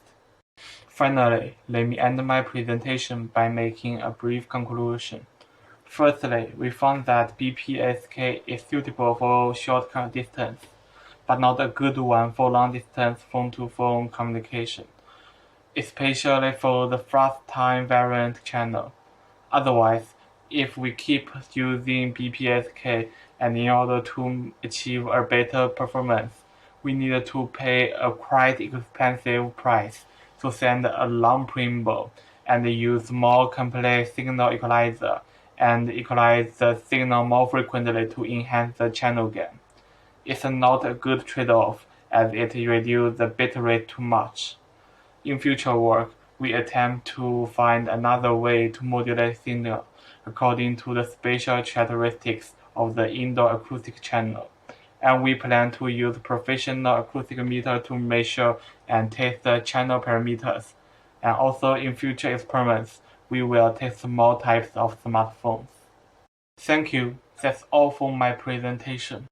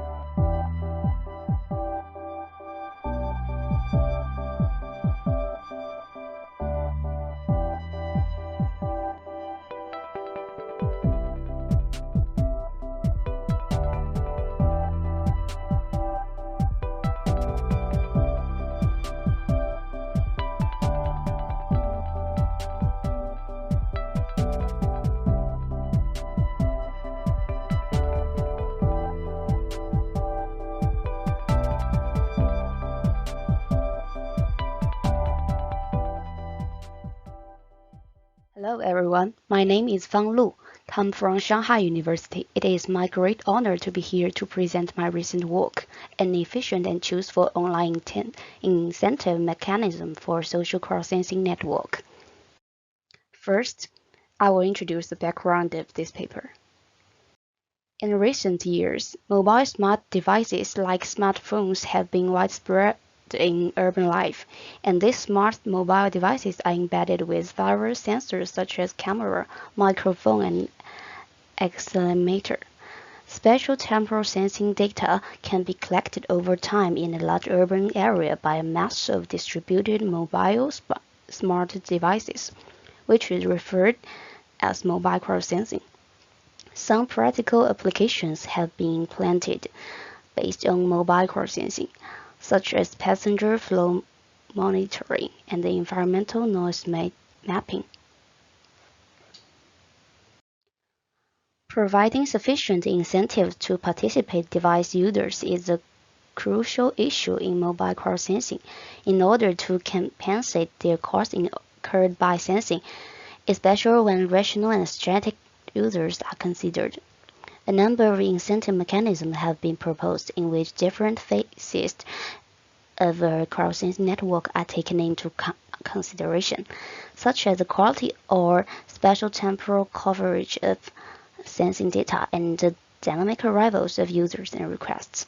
However, many current incentive mechanisms are based on the assumption that users are highly motivated to participate and the number of participants is large enough. However, it is not always true in reality. To solve the problem of insufficient participating users in a crowdsensing network, some researchers have tried to employ the social relationship among users to attract more participants. However, how to measure the social influence of a user in a real-time crowdsensing network is still an important problem. Next, I will introduce the related works about the problem. Many studies have focused on social incentive mechanism design in crowdsensing recently.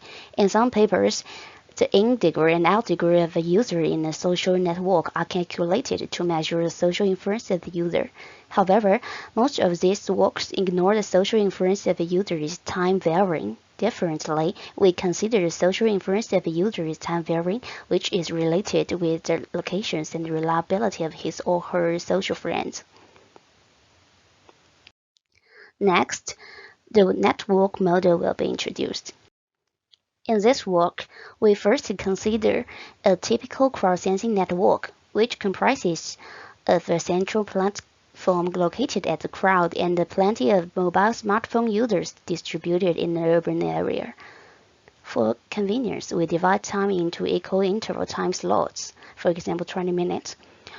We consider several points of interest in the urban areas in need to recruit smartphone users nearby to collect sensing measurements continuously. And we denote the POI as this L. Moreover, the task of collecting measurements around POI in time slot is denoted by phi k tau. Each measurement collected for task in POI is associated with the primary value Vk. The attributes and variables relate to the users are as follows.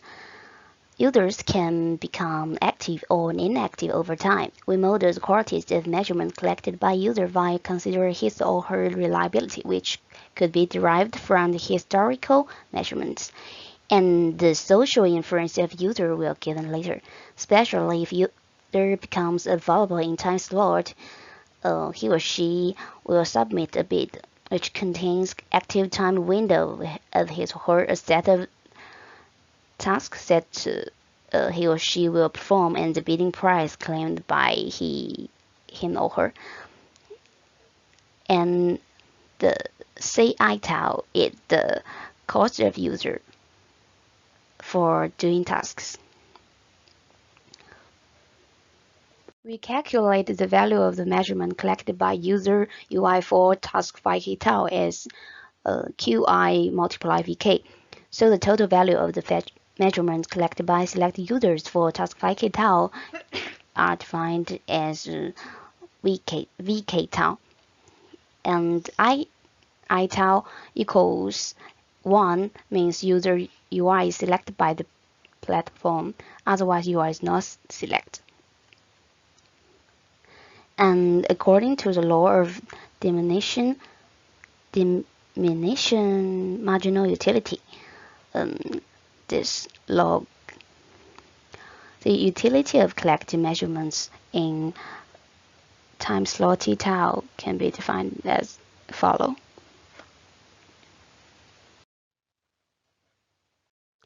Then I will introduce the measurement of users' social inference in detail. Weighted degree centrality and closeness centrality are widely used to measure the node centrality in a social network. Weighted degree centrality of a user node is the sum of the inference weight from this user to his or her neighbors. On the basis of the weighted degree centrality, we additionally consider the potential contribution value of the node's neighbors as an additional weight. The potential contribution value of an inactive user is defined as this OJ tau. This variable considering both urgency of task and the probability distribution of the location of an active user. Secondly, we talk about the closeness centrality, which is defined as this, where Dij is the length of the shortest space from node I to node j, and V is the number of nodes in social network. Similarly, additionally, consider the potential contribution value of the node's neighbors as an additional weight of closeness centrality. The value of a node according to its extended closeness centrality defined as this. And according to the law of diminution marginal utility, we define the utility that winner user social inference can bring to the platform as this. Followed by, I will present the problem formulation of this paper. In this work, we studied the problem of online user selection and payment determination in a social crowdsensing network, aiming to maximize the social welfare of the network accumulated over time and maintain that rational and selfish users are chooseful in participating in sensing. There are two sub-problems in our work: user selection and payment determination. I will introduce user selection firstly. In each time slot, the platform selects a group of active users to collect sensing data so as to maximize the social welfare accumulated by the crowdsensing system over time. As for payment determination, if the platform selects a user to perform a task, it needs to calculate its reward when the user is online, and the reward must meet the user's non-negative requirements for income and ensure the truthfulness of the user. Then, the approach proposed in our work will be illustrated. Let's first introduce the interaction process between the user and the platform. At the beginning of each time slot, all active users will firstly submit bits to the platform. Then, after receiving all bits, the platform conducts user selection to choose participants with high reliability, large social inferences, and low costs. Next, all selected users are notified to collect sensing data and diffuse a message containing urgent uncompleted tasks to their inactive social friends. Finally, the platform will give proper payments to the selected users. In order to ensure the users submit their bid with truthful information, we design our mechanism according to the principle of incentive compatibility mechanism, which can make our mechanism achieve truthful if and only if it satisfies the following two conditions. First, the user selection algorithm is monotonic, and second, each select user is paying the critical value. Is the Details of user selection and payment determination algorithm are described in next 2 slides. In each time slot, participating users are selected by the platform one-by-one. The main idea of this algorithm is to greedily choose the user who achieves the most per cost marginal utility. The user selection iteration ends when the marginal utility of any unselected user is less than his or her bidding price. Obviously, the user selection algorithm meets the role of monotonic selection in the principle of incentive compatibility mechanism. In payment determination, we remove the target user from the user set and virtually perform the user selection process as described in the previous page. And we repeatedly update the payment of the target user until his or her bid fell in the competition with other users. And we have proved that our payment determination meets the role of critical payment in the principle of incentive compatibility mechanism. Next, some simulation results are shown to evaluate the performance of the approach. We compare our proposed approach with 4 baselines. The first is only bid selection algorithm. Users are selected only based on the marginal utility of their measurements. The second is only social selection algorithm. Users are selected only based on the marginal utility of their social inferences. And in random selection algorithm, the user is randomly selected in each iteration as long as his or her marginal utility is not lower than his or her bidding price. Then, in no social selection algorithm, users are selected only based on the marginal utility of their measurements. Moreover, the selected users in this algorithm will not diffuse tasks to their social friends. Given the limited time, I won't go into the details to introduce parameter settings. We compare the performance achieved by our proposed mechanism and the 4 baselines in terms of the social welfare C obtained. Especially we vary the number of users, the number of POIs, and the number of time slots to evaluate the performance of all algorithms under different setups.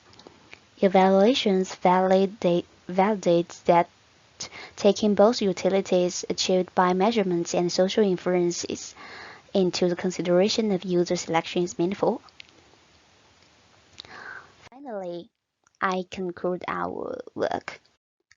This work focused on the online incentive mechanism designed for crowdsensing, in which the social relationship among users is leveraged to attract more participants.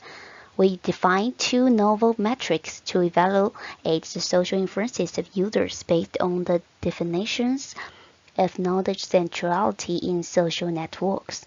To solve the problem, we propose an efficient and truthful online incentive mechanism consisting of an online user selection algorithm and an online payment determination algorithm. Our proposed mechanism is proved to achieve the desirable properties of computational efficiency, individual rationality, and truthfulness. Extensive simulations are conducted to show that our approach achieves better performance compared with the baseline approaches. Okay, that's all. Thank you for your watching and listening.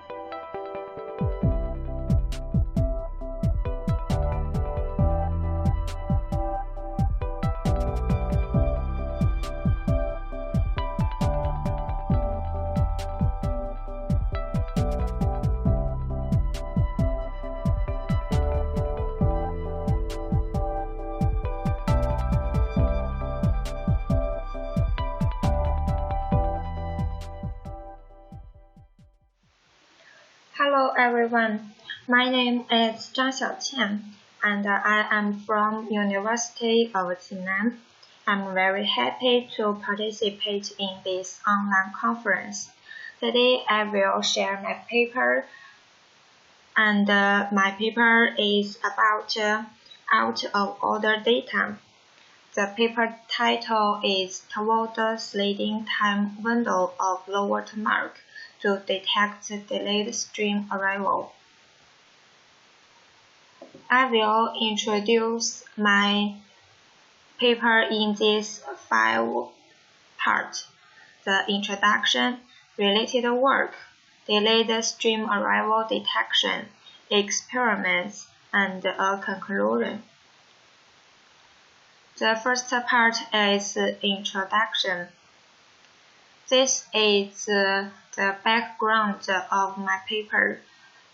Fault tolerance, low latency, balancing, correctness, and checkpoints are features of streaming processing system. Data arrival time doesn't strictly reflect its event time. It's important to distinguish whether the late data is simply delayed on the wire or actually lost somewhere. If the stragglers can't be processed timely, the correctness of the processing result will be affected. The second part is related work.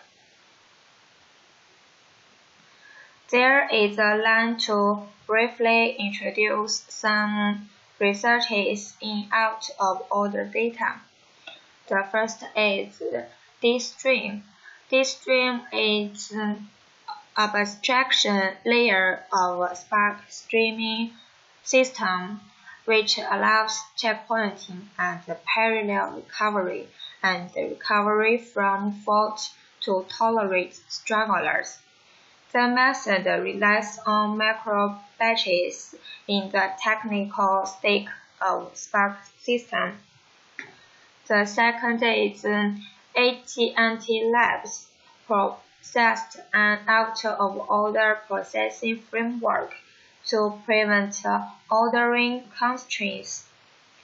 Google Millwell proposed low watermark to solve out-of-order data.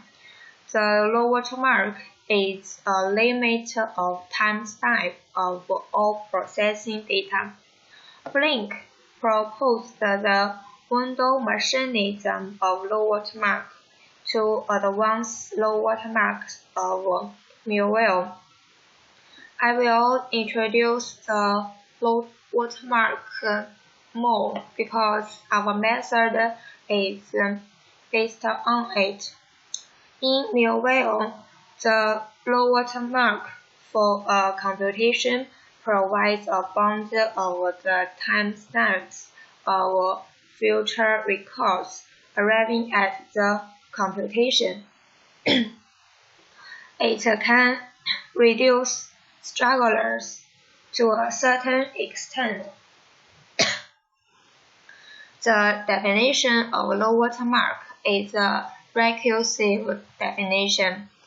We can say this is the recursive definition of a low watermark. In this, the A is a computation.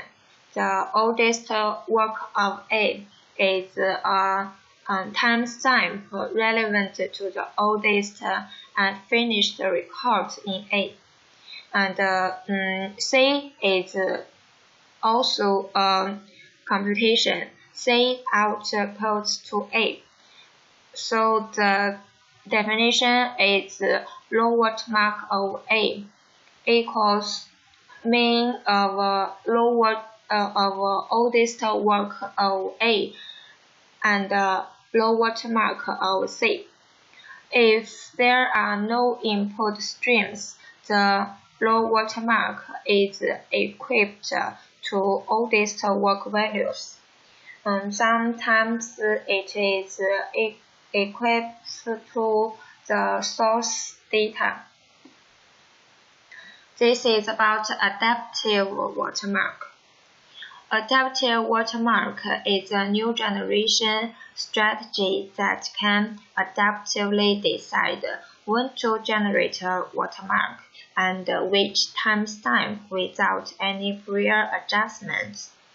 Although adaptive watermark can adapt to changes in data arrival frequency and delayed arrival rate, adaptive some fixed parameters like L set empirically, which may cause high latency when processing data. Flink provides abstractions that allow the developers to individualize them. Allowed lateness is also particularly improved feature of Flink in dealing with disorderly events. In an improved way, allowed lateness allows for a period of time within an acceptable range to wait for the arrival of data from before a watermark exceeds the window in order to process the data again. The third part is about our method, delayed stream arrival detection. We propose a new window to realize the method. We call the window is sliding time window of low watermarks. We use this window to distinguish different data types and receive data. This picture shows the sliding time window of low watermark. We can see from the picture and the left of the window is low watermark, and the window size is straggler size. So the window range is low watermark to low watermark at straggler size. In the middle of the window is a dotted line. It's an important boundary used to distinguish data types. So we will introduce the data types. We divide the data into 4 types: normal pending data, normal data, straggler, and late data. We can get them by comparing the timestamp of processing data and the range of the sliding time window. We can see from the picture the normal pending data, which whose timestamp is bigger than low watermark at the straggler size, and the normal data stamp is belong to low watermark at the straggler size divided to low watermark at the straggler size. The straggler is belong to low watermark at the straggler size divided 2, and the late data is outer side of the window, whose timestamp is lower than low watermark. In order to generate a new watermark and keep it updated when new elements processed, we use M to represent. The M is the maximum allowable delay, and it is belong to 1 to slider window size. we make the M is dynamic M can adapt the real-time stream, account for high accuracy and low latency. There are some other parameters in this table to our method. The change rate. The change rate is the maximum allowable delayed change rate, which is belong to 0 to 1. Default value is 0.01. The data rate threshold is the threshold of data per second. Default value is 5. And the data rate is the number of data per second in real-time stream we can count in our method. This is our algorithm. There shows the call content in our method. For a constant stream, there is a list to collect new data. When it is processed, we get data rate by counting the number of data in the list. Here we can get the data rate. Then we will compare data rate and data rate threshold to decide how to change M.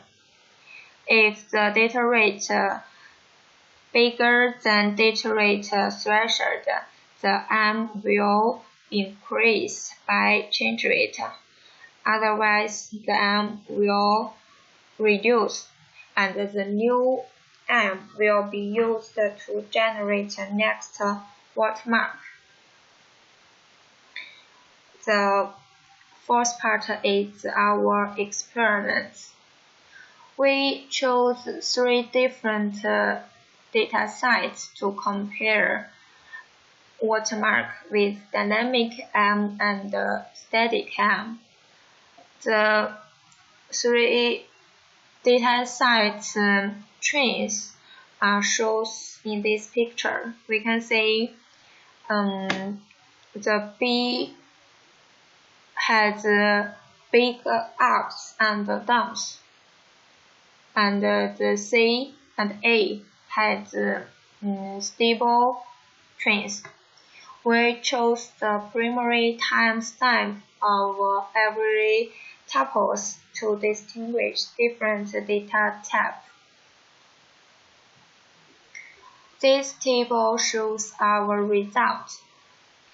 We compare 2 methods for every data set: the static M and our method, the dynamic M. We can see from the table the drop rate. Our method is lower than static M. The first data set and the second data set 12, about 17 and 35. Our method is lower. The S10 is the same. And we can see for the struggler, only our method can find the strugglers. Other methods don't have. We can see this line, the change rate. We chose 2 different values for our method: 0.01 and 0.1. For the different change rate, the drop rate and struggler rate is same. It don't have big difference.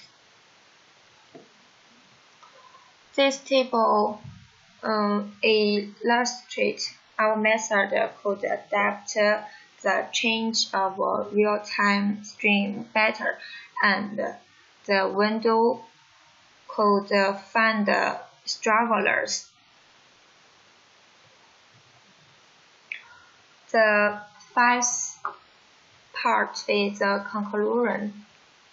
In this paper, we propose a new method called the sliding time window of low watermark to generate a watermark dynamically and distinguish stragglers and late data.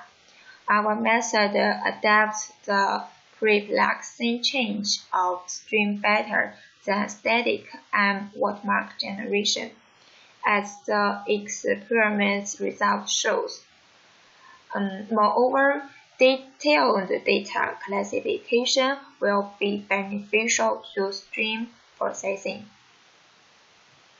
That's all about my paper. Thank you.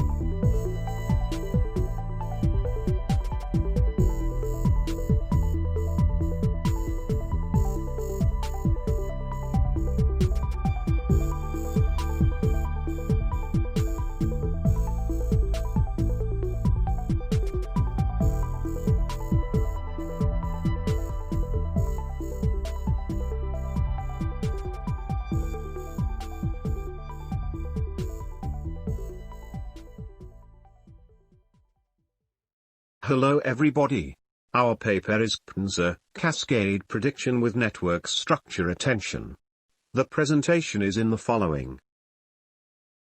Online social networks provide a new type of means for information spreading, which makes information spreading is affected by the online social networks.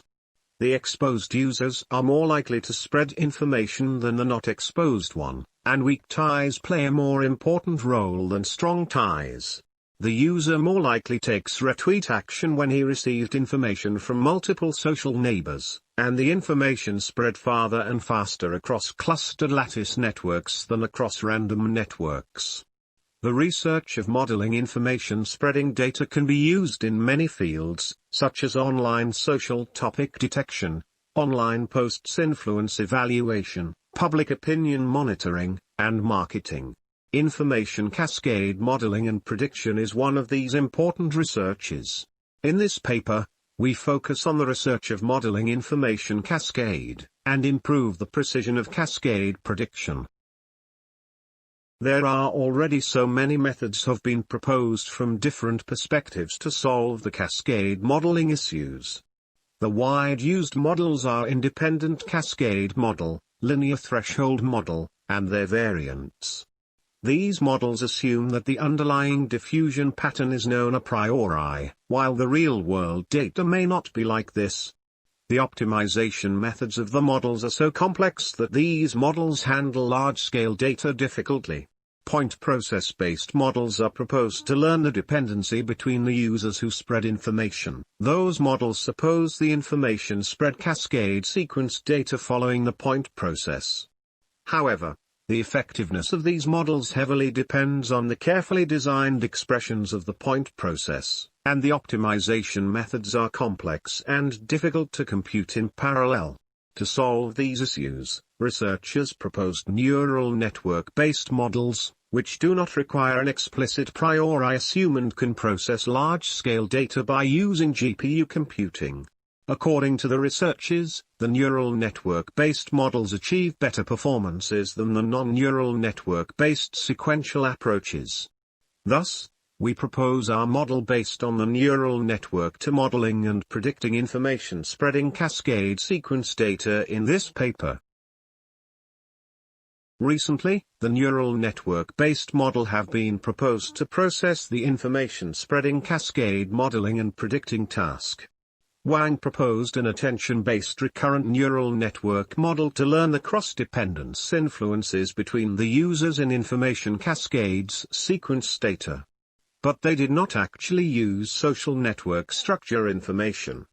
Wang proposed a sequential neural network-based model with social network structure attention, to incorporate the social network structural information in information spreading cascade predicting. But they only consider users' neighborhood information. Due to the sparsity of the network, many legitimate links are missing. As a result, their model is not sufficient to involve the network structure information. And because their model makes social network adjacency matrix as input, the model can hardly process information spreading cascade data across large-scale social network. To solve these issues, in this paper, we use the social network embedding method SDNE to get the representations of nodes firstly. SDNE is proposed by Tang, which can well maintain the local and global network structure by using the first-order and second-order proximity. In this way, we can solve the missing links of social network issue, and reduce the calculations of training by reducing the representation dimension of social network nodes. Drawing on previous researches, we use the recurrent neural network to model the information spreading cascade sequence data. Thus, we can get the hidden representations of information spreading cascade sequences. To merge the social network structure information with information spreading cascade sequential information, we introduce a social network structure attention neural network layer before the output neural network layer. The proposed model is recognized as CPNSA, which is based on the recurrent neural network for cascade prediction with social network structure attention. In the proposed model, we use the obtained user's social network embeddings by the SDNE as query vectors. Thus, the model not only considers the historical sequential state of activated users but also various types of social network structure information is transmitted during the cascade behavior modeling. In this way, the model can predict the next activated user precisely. We apply the proposed method on 6 synthetic datasets and the DIG real-world dataset with 3 baseline methods to compare the prediction performance of next activated users. It is worthwhile to highlight several contributions of the CPNSA model here. We proposed a new model to deal with the modeling and predicting cascades of information resharing tasks. The model is robust by using the neural network. We consider social network structure information via attention mechanism in cascades of information resharing prediction task, which makes the method be able to capture nodes dependency in network structure. Recently proposed network embedding method SDNE is used, which makes the method be able to involve the first order and second order proximity between nodes. Thus, our model can deal with the missing links in social network. Our model utilizes the result of social network embedding, which reduces space complexity and more precise than the model using edges directly. CPNSA performs better than the other compared algorithms. Social network structure plays important role on the information spreading. Recent researchers attempt to involve social network structure information in the information spreading modeling tasks. However, there are few types of research consider social network structures influence in online social network information spreading cascade prediction models. Types of research have been proposed to modeling the social network information spreading, such as matchbox model, multiple additive regression trees model, maximum entropy classifier model, autoregressive moving average model, factor graph model, conditional random fields model and so on. Because of the specific assumptions of the models, these models can hardly generalize to other datasets. And these models process large-scale data difficultly because of the complex optimization methods. Recently, researchers attempt to use deep neural networks to address above issues inspired by the recent success of deep neural networks in many other applications. These works mostly use the recurrent neural network to learn the hidden dependencies between the retweet users and time patterns of spreading action. Finally, the models can get the representations of information spreading cascade. Since these models do not require knowing the underlying information spreading model, they can process real-world data robust. In this paper, we also use the deep neural networks to build our model for dealing with the cascade prediction task. There are already few models based on the neural networks. But their model takes social network adjacent matrix as input, which make the model can hardly process large-scale social network and difficult to handle the missing links in social networks. You proposed a cascade prediction model with community structure enhanced, but their model only focused on the community structure information.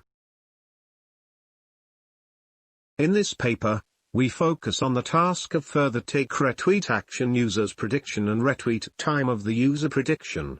The input data of our proposed model are social network structure data and information spreading cascade sequence data. Our proposed model is based on recurrent neural network, which can process the large-scale data easily. And we proposed a new social network structure attention to merge the social network structure information with the information spreading cascade sequence data. The proposed model is named by CPNSA to solve the information spreading cascade prediction problem. The rationale of our model is that we use the recurrent neural network to learn the historical cascade sequential state of retweet users and retweet time. At the same time, we use the social network structure attention to learn the social network structure's effects on the information spreading actions. Based on these ideas, we propose a new deep learning-based cascade behavior modeling framework containing social network structure information. The system framework of the method is shown in the figure. CPNSA mainly uses recurrent neural network to model sequence dependence. In order to incorporate the impact of network structure, we propose a social network structure attention model to involve both local and global network structure. Our model employs two recurrent neural networks to model the user sequence and time sequence respectively. In each RNN, a hidden state is used to memorize the summarized history. The node embedding vector is represented as equation 1. Then, the hidden state representation of node's activity at step k can be represented as equation 2. The hidden state representation of time sequence at step k can be represented as equation 3. Considering that the influences of nodes in a social network are different, it is important to identify those key users and help extract representations of cascades. Wang proposed a network structure attention based on RNN. However, the query vector was computed complexity and can only utilize oversimplified neighbor information of network structure. Also that, many legitimate links are missing due to the sparsity of networks, which causing the Wang's model hardly model the data precisely. As a result, our model KNZU is developed to consider both local and global social network structure information. Thus, we use the social network embedding method SDNE to represent the first-order and second-order proximity of users into low-dimensional vectors. In this way, the global and local social network structure information can be involved in the social network embeddings. Given the network G of the training set and testing set, composed of N nodes and D edges, SDNE can learn highly nonlinear network structure by using multiple nonlinear mapping functions to map the input data to a highly nonlinear latent space. SDNE also uses both the second-order and first-order proximity to capture the global and local network structure. Due to the sparsity of networks, SDNE imposes more penalty to the reconstruction error of the non-zero elements than that of zero elements. Following SDNE, we minimize the loss function to obtain embeddings of nodes as the following equation. We generate 6 synthetic datasets are generated by different combinations of network scale and propagation time distributions, denoted by ROAD, IXP, ROAD, RAY, LFR 500, IXP, LFR 500, RAY, LFR 1000, EXP, and LFR 1000, RAY. The DIKW dataset proposed by Nathan is used in this paper. For comparison with the proposed model, we evaluate the following methods on the datasets. Our task is predicting next activated node, and next activated timestamp, given previously cascade information. Since the number of potential nodes is huge, we can regard the prediction task as a ranking problem with users' transition probabilities as their scores. Each model outputs the infection probability distribution over all users, and the actual infected user is expected to get the highest probability. Thus, we evaluate the proposed method and comparison method by accuracy on top K and mean reciprocal rank, which are the widely used metrics. For timestamp prediction, we use the root mean square error, which measures the difference between the predicted time point and the actual one. Here is the predictive performance, ACC at 5, for the next activated node of the baselines and our proposed model, KNZU. Here is the predictive performance, ACC at 10, for the next activated node of the baselines and our proposed model, KNZU. Here is the predictive performance, MRR, for the next activated node of the baselines and our proposed model, KNZU. Here is the predictive performance, RMSE, for the next activated node of the baselines and our proposed model, KNZU. As we can see, our proposed method KNZU performs consistently and significantly better than other baselines on AK at 5, AK at 10, and MRR in all datasets. The results indicate that our proposed method can better predict next activated node. It is interesting to see that KNZU performs better on ROAD, EXP, and road ray datasets. This phenomenon demonstrates that although SNSA involves network structure information via attention mechanism, the method does not fully consider network structure information, such as community structure. In this paper, we work on the cascade prediction task involving network structure information in the recurrent neural network framework via attention mechanism. Different from traditional modeling methods, RNN is a convenient and effective tool for cascade predicting, avoiding strong prior knowledge on diffusion model and being flexible to capture complex dependence in cascades. Besides, recent researchers find that network structure, such as community structure, always affects cascade behaviors. Thus we first embedding local and global network structure into nodes representation vectors and using an attention mechanism in RNN to involve network structure information for capture the network structure effects in cascade. We evaluate the effectiveness of our proposed model on both synthetic and real datasets. Experimental results demonstrate that our proposed model outperforms state-of-the-art modeling methods at the next activated node prediction task. Additionally, CPNSA performs better than SNSA on both synthetic and real datasets, implying that our method not just involves neighborhood structure information, our method can also capture community structure effects. That's all. Thank you for your attention.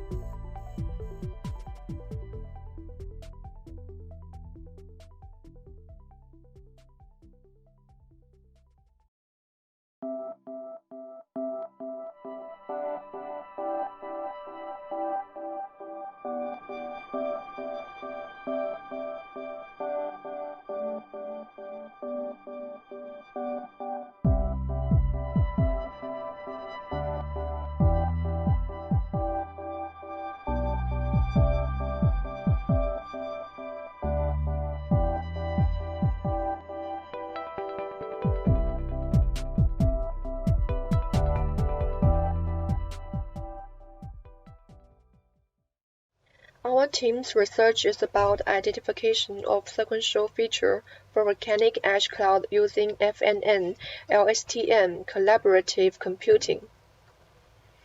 This report is divided into 6 parts. The first part is the introduction of our research background. The volcanic ash cloud is formed by volcanic eruption. Its characteristics are strong certainties, high spatial distribution, and long diffusion distance. It is affected by meteorological factors at the times of the eruption. One problem is that the location, height, and the coverage range of volcanic ash cloud are uncertain. Currently, we can get dynamic change information of volcanic ash clouds through satellite remote sensing, and then extract sequential feature by the volcanic ash cloud diffusion models. However, convolutional simulation methods are based on numerical simulation, and the existing experience and the reference of and the calibration data are also many, coming from several fixed ground observation points. At present, there are 3 commonly used types of volcanic ash cloud diffusion models. It includes Lagrange function-based method, multi-calo-based method, and climate change prediction-based method. Otherwise, deep reinforcement learning, a learning framework that combines the advantages of reinforcement learning and deep neural networks, is worthy to recommend.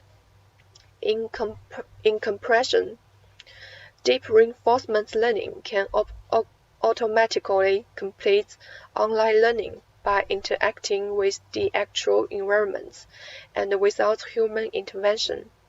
training and can more realistically approach to the dynamic diffusion of volcanic ash cloud.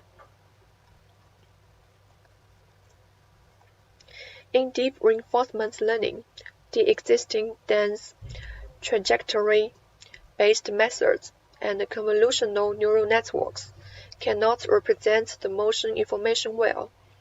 By introducing a set of memory units, the long short-term memory neural network is able to judge forgotten old information and learn new information by itself, and it effectively overcomes the space-time mapping, relationship, and gradient explosion of traditional models.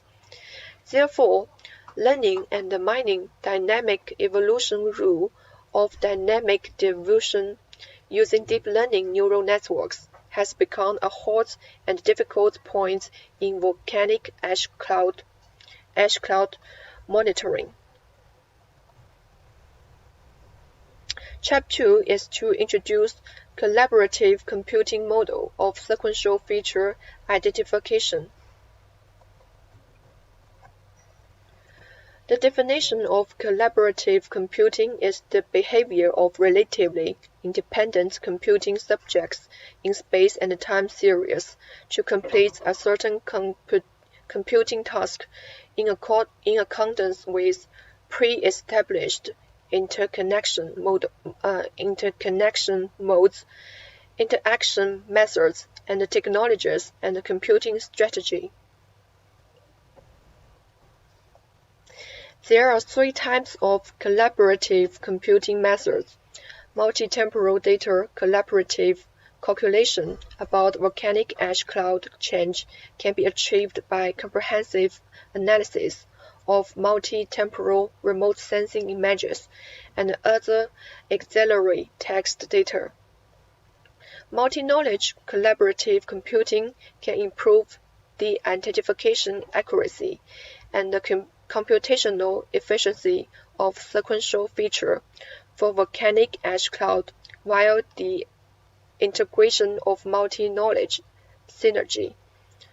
Multi-algorithm collaborative computing can improve the reliability and identification accuracy of volcanic ash cloud sequential feature by integrating multi-algorithms.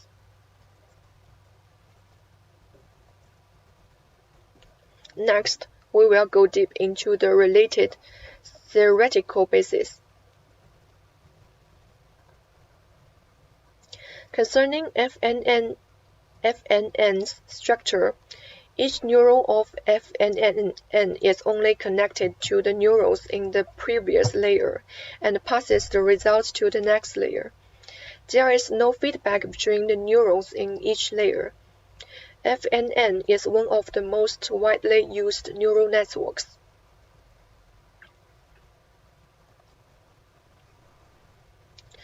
This page shows the formula about the transformation from inputs to outputs of single-layer FNN.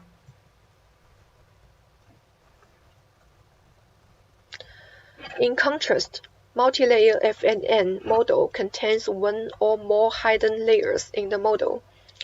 Each layer of multi-layer FNN can be regarded as a separate single-layer FNN, and the complex classification of the multi-layer FNN can be carried out by non-linearly classification for the input information of each layer.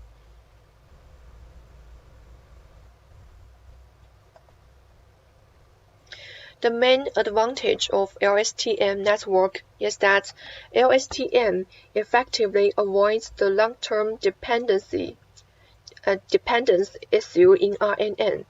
The detailed information flow process of LSTM can be listed as follows.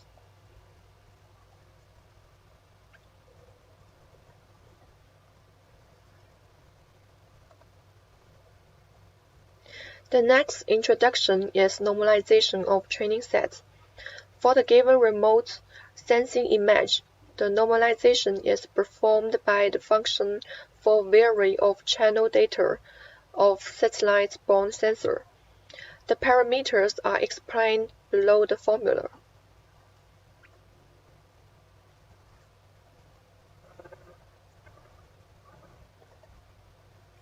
The construction of the simple FNN model can be explained by this formula.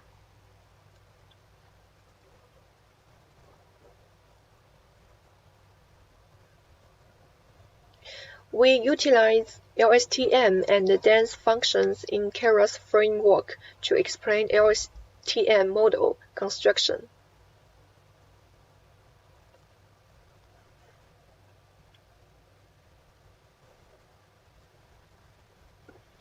In this chapter, let's go further into our team's simulation experiments and analysis.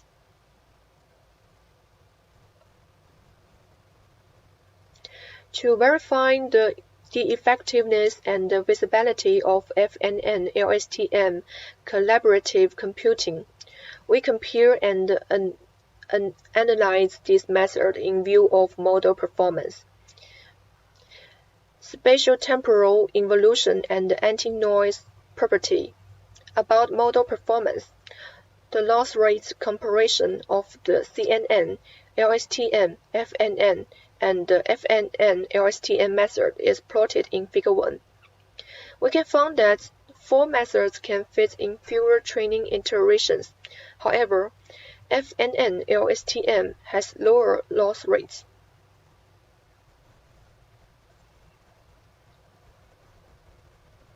In Table 1, FNN-LSTM collaborative computing has the highest scores in testing and training accuracy due to the advantages of FNN, neural, and LSTM sequential feature. However, because of its high numbers of layers and complex structure, time overhead reached 0.98 seconds.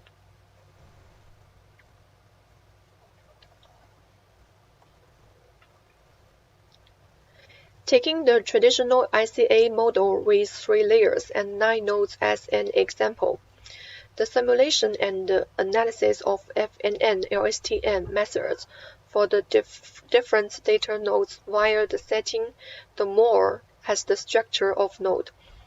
We assumed that other cell state in the CA model is randomly changed with the data node information.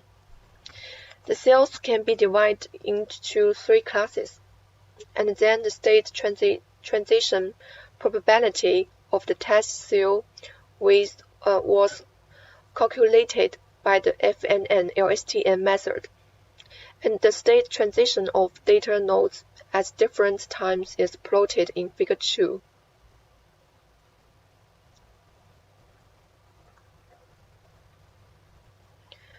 The results of the precision and the RMS are shown in Table 2. The data can prove that the FNN-LSTM method has a feasibility and the effectiveness for the dynamic change corrections.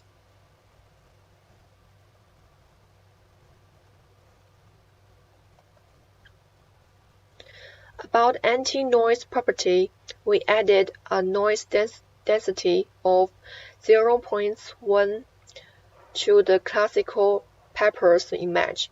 From Figure 4, the segmentation effects of original image and the noised image is very similar, and the local details are segmented successfully. Through evolution, FNN-LSTM method has strong anti-noise property and achieved a good image segmentation result.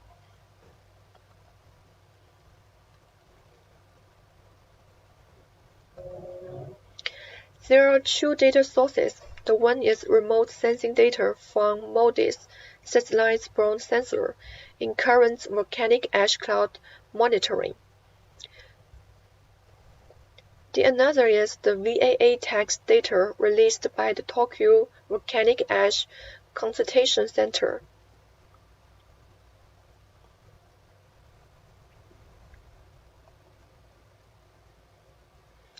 Taking the model's image of the volcanic ash cloud of Etna on October 30, 2002 as the data source, the volcanic ash cloud information was identified by FNN-LSTM method compared with SWTD method.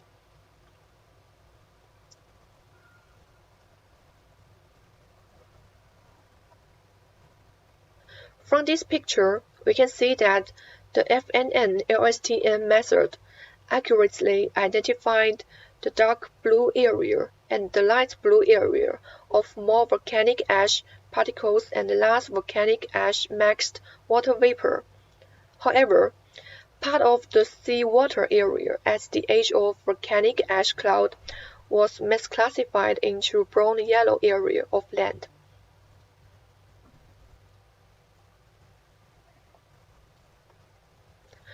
From Figure 8, we found that the obtained distribution boundaries of volcanic ash cloud are fuzzy by SWTD method, while the volcanic ash cloud distribution identified by the FNN-LSTM method has clear and neat boundaries.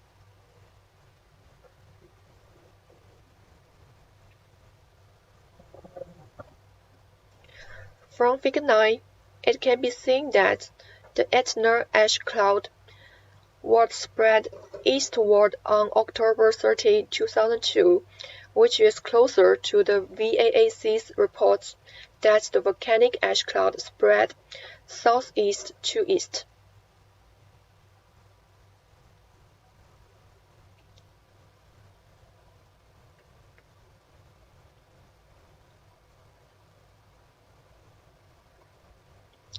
In conclusion, the key points and the difficulty of research on the entire volcanic ash disaster monitoring and disaster prevention and reduction is accurately identification and extraction about sequential feature of volcanic ash cloud diffusion.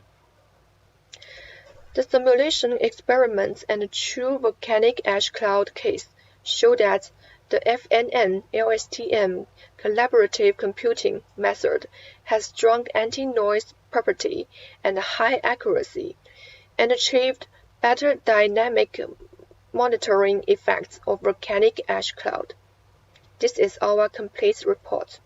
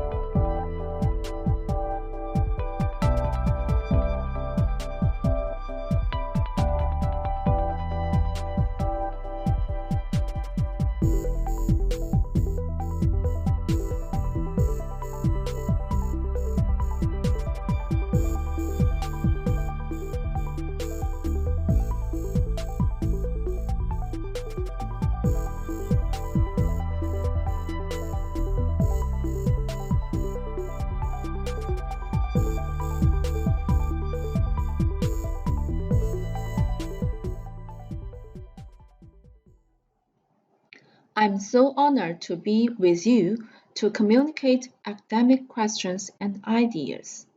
The title of my presentation is Automated Detection of Standard Image Planes in 3D Echocardiographic Images. First of all, I wanted to introduce myself. My name is Liu Xiaoping.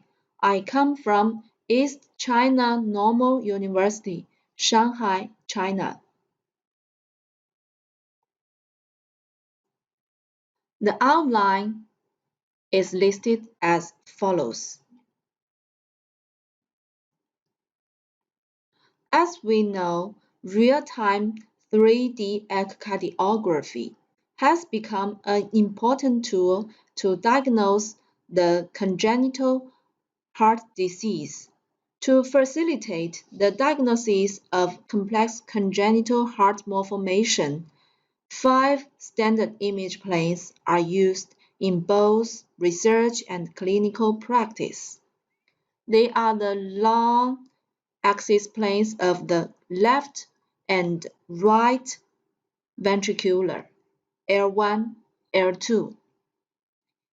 The short axis planes of atrial and ventricular, S1, S2, and the four-chamber plane, H, as shown in this figure.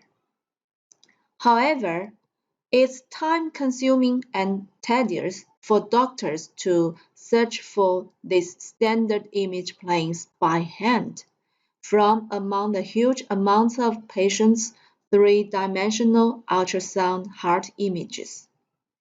To relieve the laborious manual searching task for echocardiographers, especially for non-physicians, auto detection of the 5 standard image planes are proposed in this paper. 3D echocardiographic images are usually acquired from multiple different locations, and the image content obtained in different locations is distinct.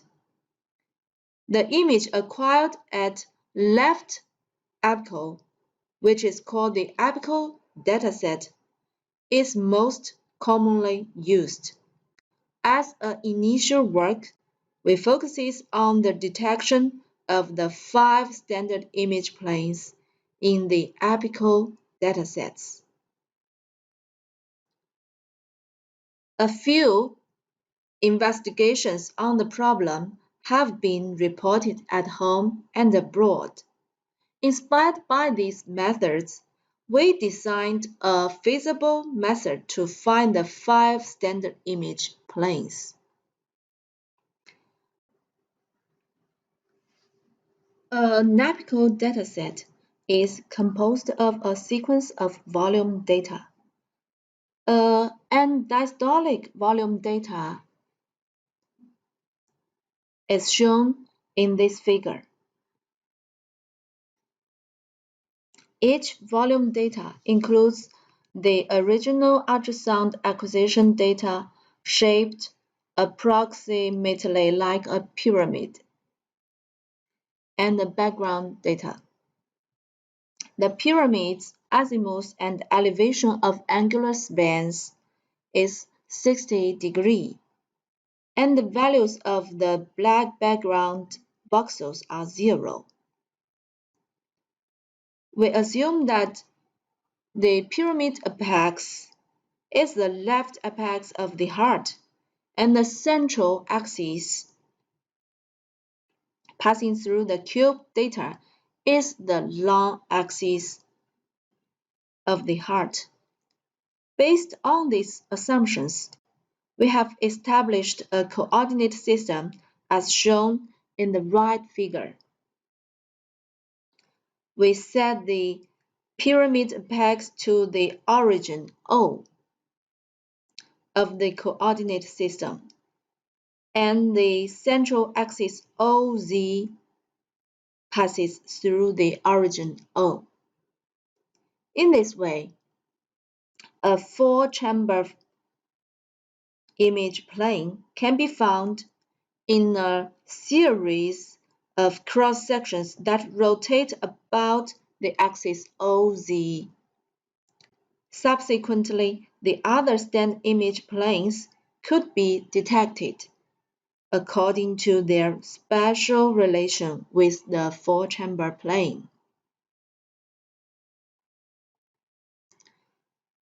Accordingly, we should detect the four-chamber image at first, and then we detect the other image planes.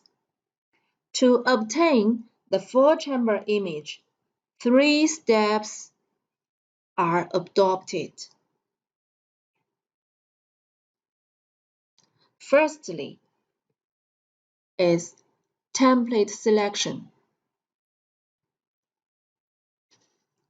We choose a rectangular area from the center of the four-chamber image plane of a normal and diastolic data as the template image, which is shown in the left figure. The characteristic of the septum and the chamber in the rectangular region are obvious, and the feature is almost independent of the size, shape, and image intensity of the heart. Consequently, it's feasible to detect the most similar four-chamber image without a large template library. Furthermore, it saves time compared with matching the four-chamber image by elastic registration.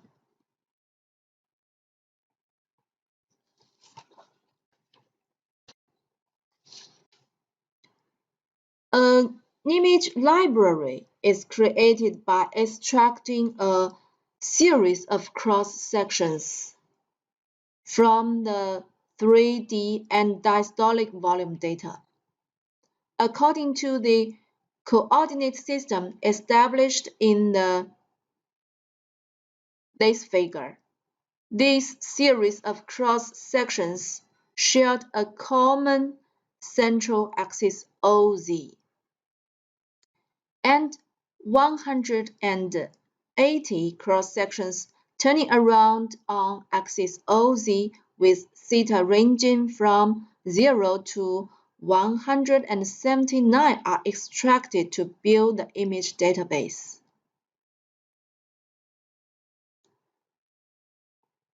Then, a coarse-to-fine strategy is utilized in the four-chamber image retrieval. Firstly, to reduce the index size and retrieval time, a coarse retrieval is implemented. As a transformation, rotation, and scale invariant feature, we adopt the cumulative histogram of the rectangular region as the feature. Given two images G and S, their dissimilarity measure is defined as the following equations. Next, in order to eliminate the misalignment error, we apply a rigid registration method to match the optimal rectangular area in each cross-section image of the decreased image set pre-processed by the coarse retrieval. Finally, the fine retrieval is implemented by catching the detailed difference between the template image and the best matches of the images of the reduced image set. We select the mean E and the variance V of wavelet coefficients of different high-frequency subbands. E and V are described in the following equations.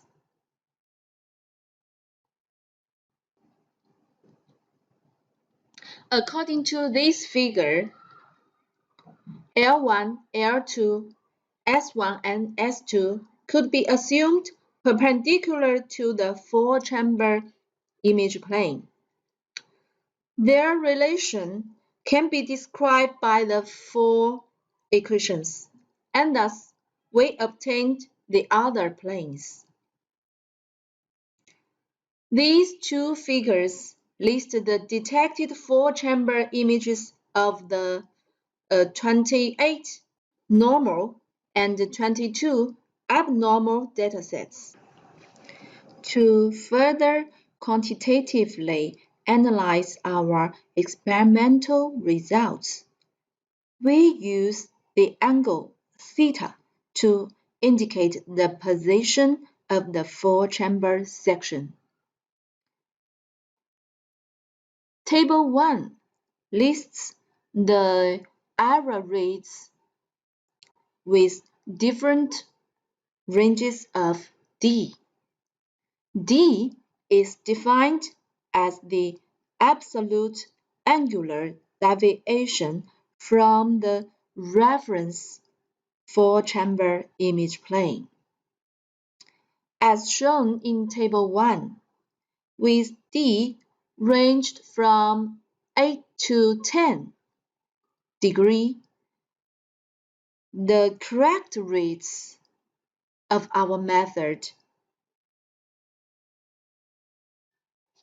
are 93% for 28 normal datasets and 91% for 22 CAVC datasets, which are acceptable in clinical applications.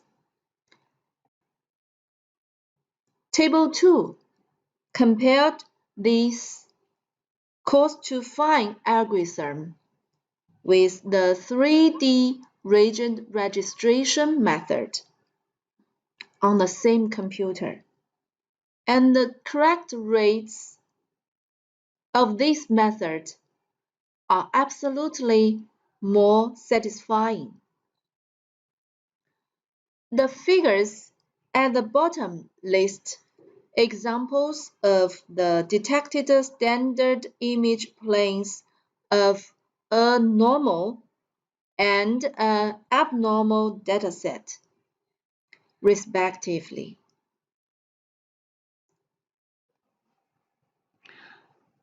Above all, in this paper, we detect the four-chamber image plane with a template matching method, and the other four standard image planes, L1, L2, S1, and S2, according to their positional relationship with each other. The accuracy of the detection of the four-chamber image plane is critically important. In order to improve the accuracy, we adopt a cost-to-find retrieval strategy.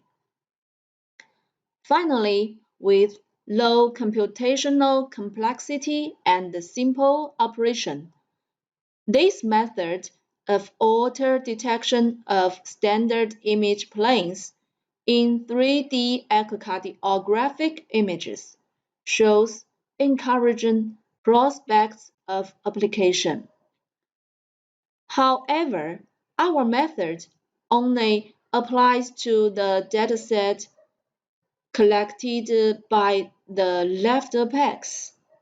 How to extract the standard image planes in the 3D echocardiographic images collected in other positions is an important issue to be solved in our future research. That's all, and thank you for your time.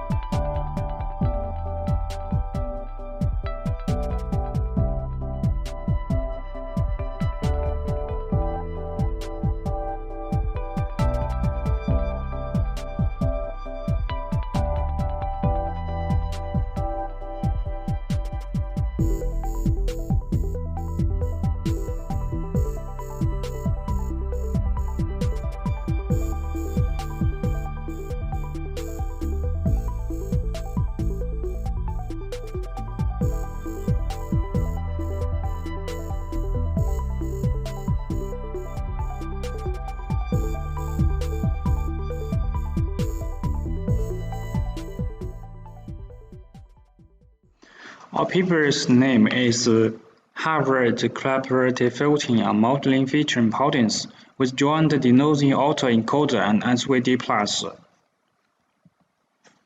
First, let me introduce the background and the problem. AutoEncoder is an unsupervised learning approach that can map the input to useful intermediate features, which can be used to build a recommendation. Intermediate features of different entities obtained by AutoEncoder may have different weight for predicting users' behavior. However, existing research typically uses a uniform weight on intermediate features to make a fast learning algorithm. This general approach may lead to the limited performance of the model. In this paper, we propose a novel approach by using SGD to dynamically learning the intermediate features' importance, which can integrate the intermediate features into matrix factorization framework seamlessly.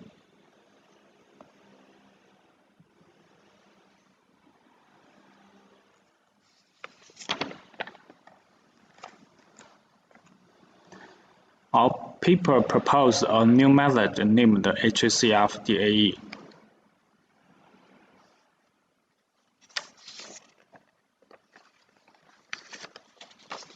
Based on AutoEncoder, AutoSVD+ applies the atom entity intermediate features to the SVD+ framework, constructs a module named AutoSVD+, and improves the prediction performance. However, the AutoSVD+ embeds atom entity intermediate features into SVD+ with uniform weight, which can limit performance of model. Based on this, our paper proposed a new method named HCF-DAE.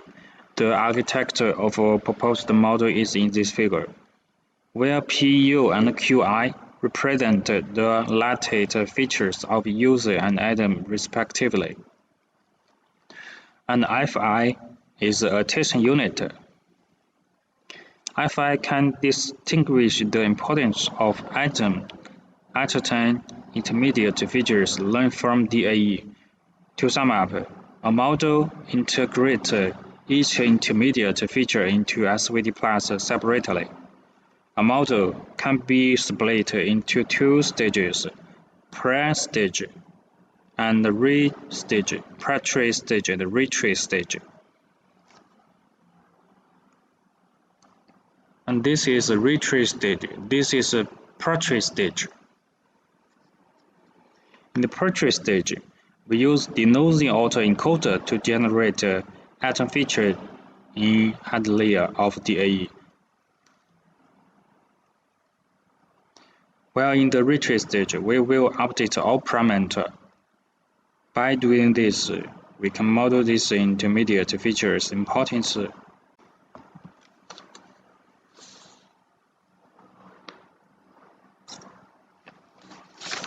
The prediction score of our method is calculated as this equation.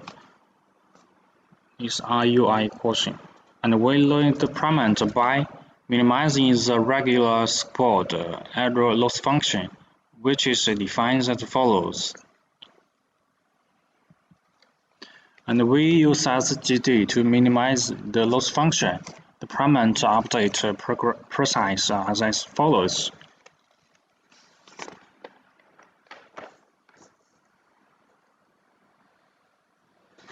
BOBIQUPI inherit the definition of SVD+. And the update methods of YG and FI are as follows. YG belongs to user history click item similarity. We use the backpropagation algorithm to derive the updating method of attention parameter FI.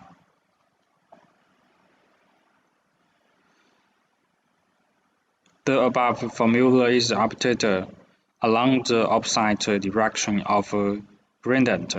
We will introduce all experiments in the next part.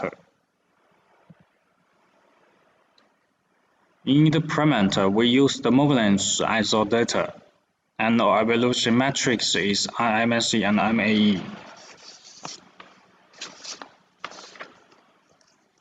IMS is being widely utilized to evaluate the performance of the collaborative filtering recommendation, which is defined as follows. And MAE denotes the average value of the absolute errors of the predicted and observed ratings. The definition of MAE is as follows. In this section, we will introduce all compared method and the parameter settings. To verify the efficiency of a model, we compare the proposed model with the following models, which is FunkSVD, SVD+, AutoSVD+, and AutoEncoder. And we apply grid search to find the optimum parameter. We tune the parameter in the grid structure.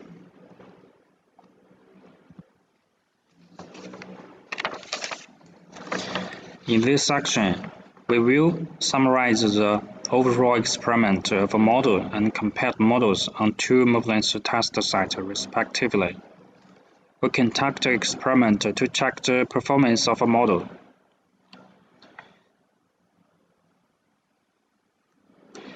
And this figure shows performance comparison between HCFDA and compared models. The experimental results show that AutoSVD+ iterated converged after 15 iterations, and all models iterates 20 times to converge. The final result of HCFDA is better than AutoSVD+ and other two compared models. While the performance of HCFDA is not significantly improved compared to SVD+ in movements dataset.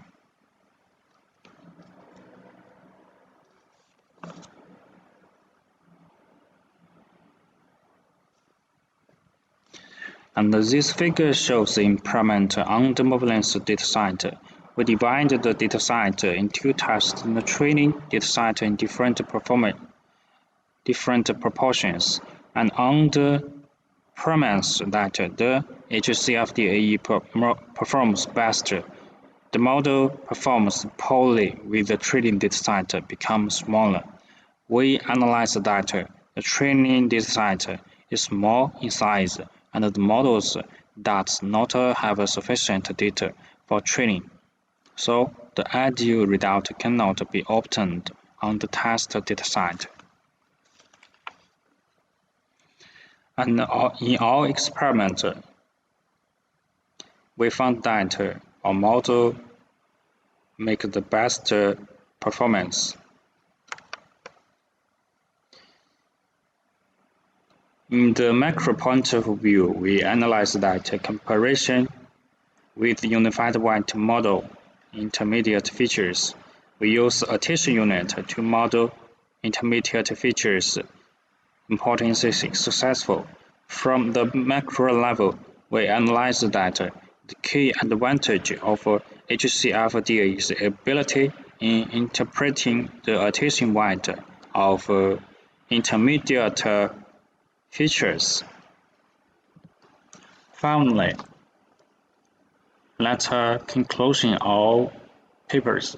First, we proposed a new method to learn the intermediate features importance. Second, we conducted a comparison experiment on two public datasets. Finally, in future, we plan to explore deep vision for our work in the following two directions. First, we try to use INN to denote attention strategy. Second, we will take measures to reduce the computational complexity of our algorithm.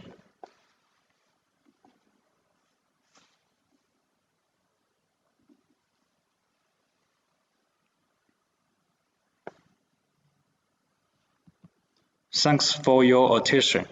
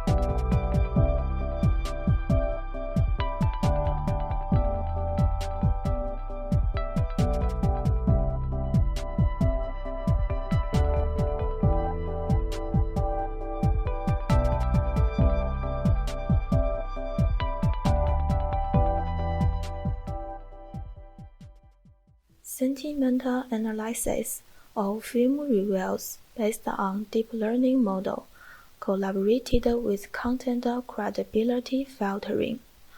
Due to the natural openness and randomness of social media, there may exist a considerable amount of useless and false information in film review comments, making it challenging to analyze the credibility of the comments. This paper proposed a fair-grained sentiment analysis method based on the key viewpoint sentence of Chinese film reviews, where a deep learning model is used to classify the fine-grained emotions in film reviews based on the analysis results. A method for calculating the credibility of review comments is proposed.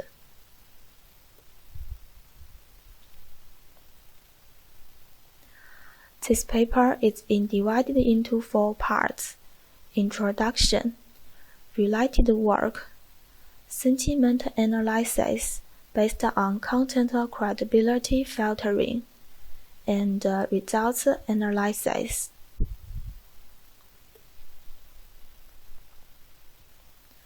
Part 1. Introduction.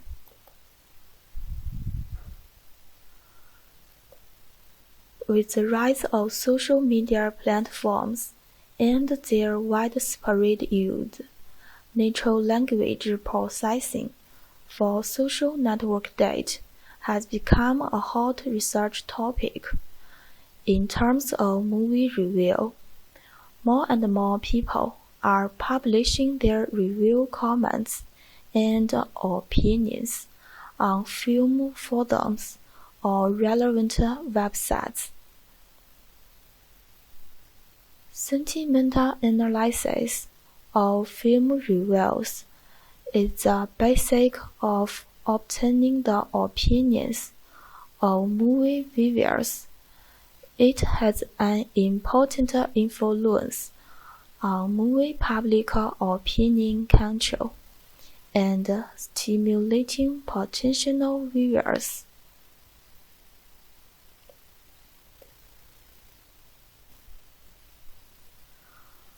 Part 2. Related work.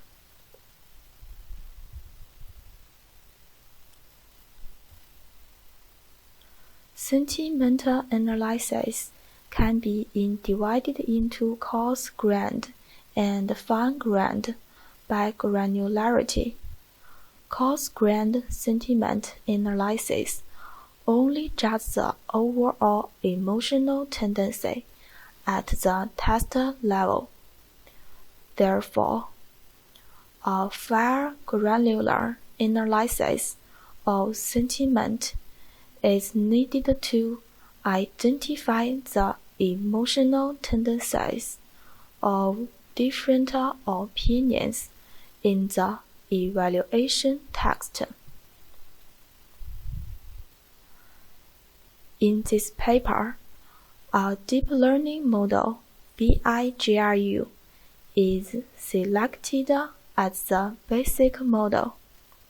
In the sentimental analysis, experiments at the aspect level, and a BI-LSTM is selected as the basic model. In the sentiment analysis, experiments at the text level.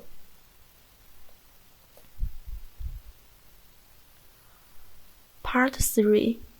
Sentiment analysis based on content credibility filtering. This is a flow chart of the proposed fine-grained sentiment analysis based on the key viewpoint sentences. It contains of 4 main parts: corpus pre-processing and key viewpoint sentences labeling part, fine-grained sentimental classification model construction part, field review credibility algorithm part and the overall sentimental classification model part.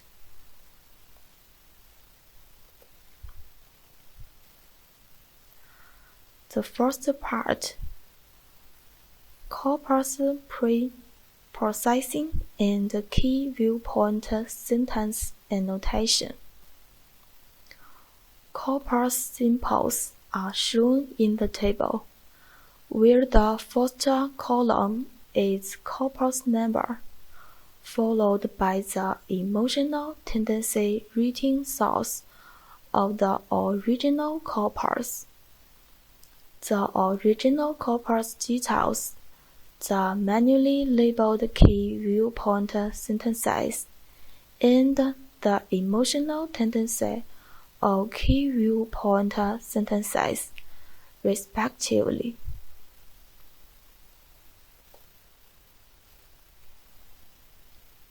The second part, fine-grained sentimental classification model.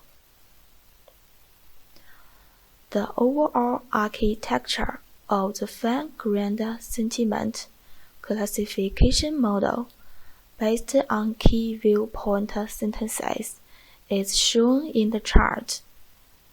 Over the corpus with key point sentences labeled and the emotional polarity of the key opinion sentence labeled, the key opinion sentences will be extracted and the categories of the key opinion sentences will be classified by the GRU neural network.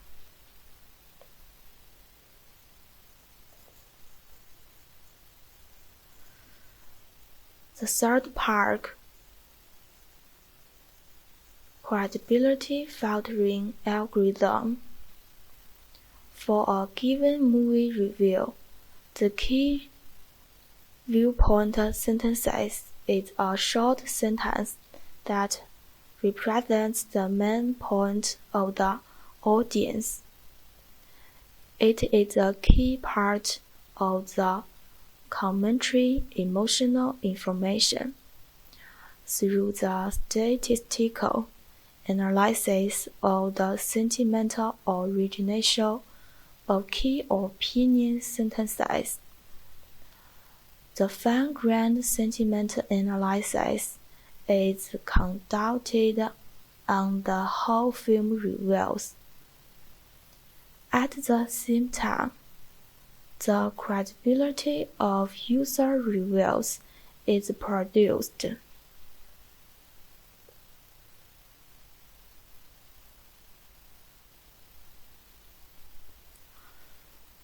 The fourth part, construction of the overall emotional classification model. The overall emotional classification experiment uses field reviews with positive credibility as the experimental date. It is designed to verify the validity of the credibility algorithm.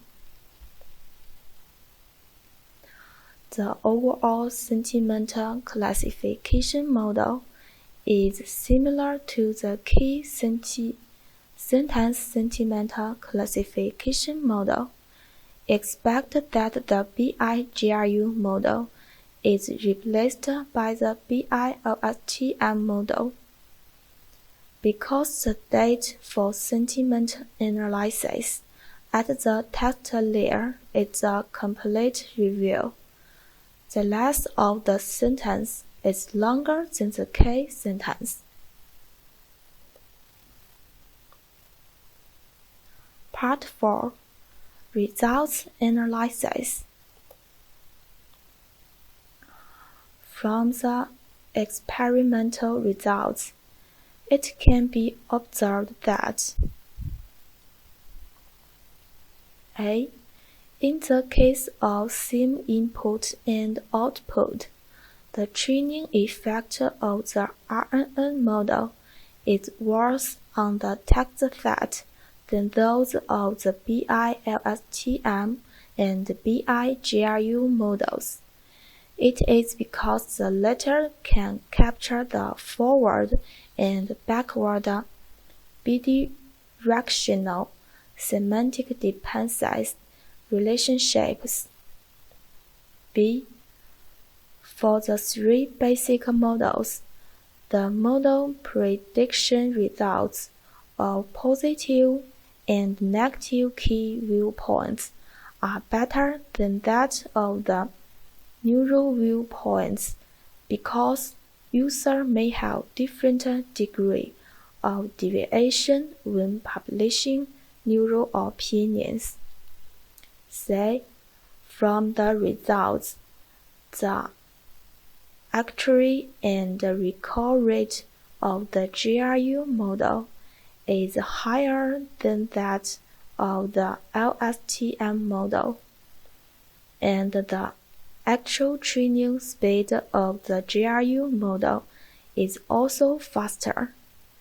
It is because the GRU has fewer parameters inside the model than the LSTM model, and the GRU is more suitable for shorter text.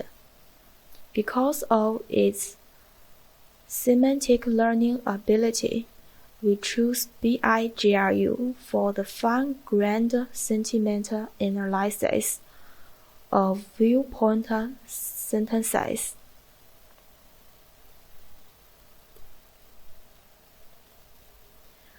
Under the credibility criteria, corpus screened through credibility filtering algorithm, the overall sentiment classification can obtain 9% improvement on accuracy than the original corpus,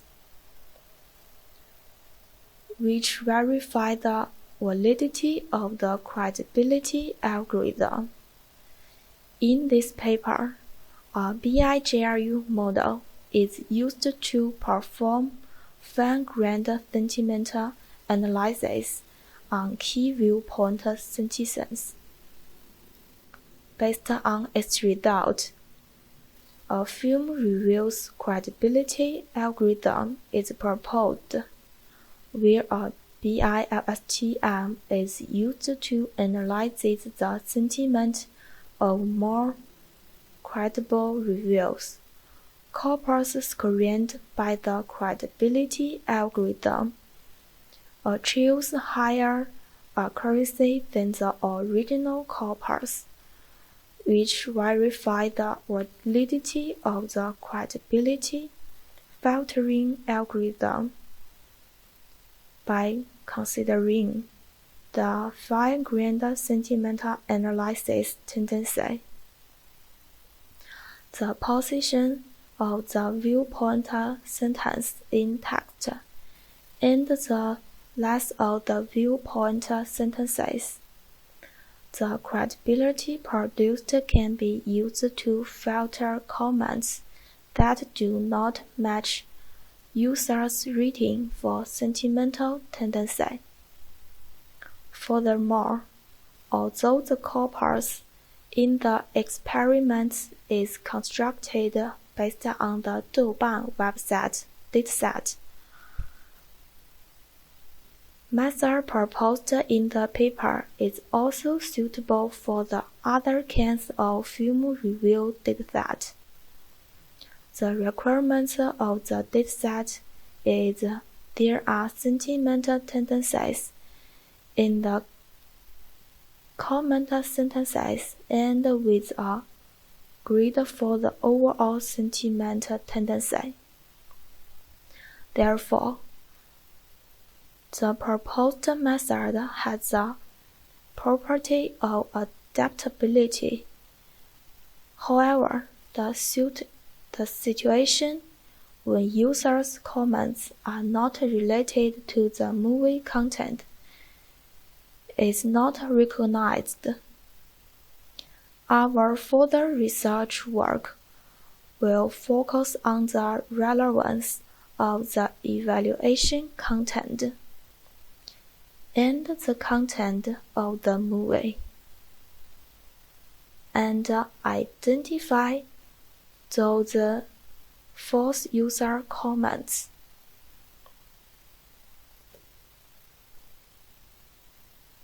Okay, that's all. Thank you for your listening.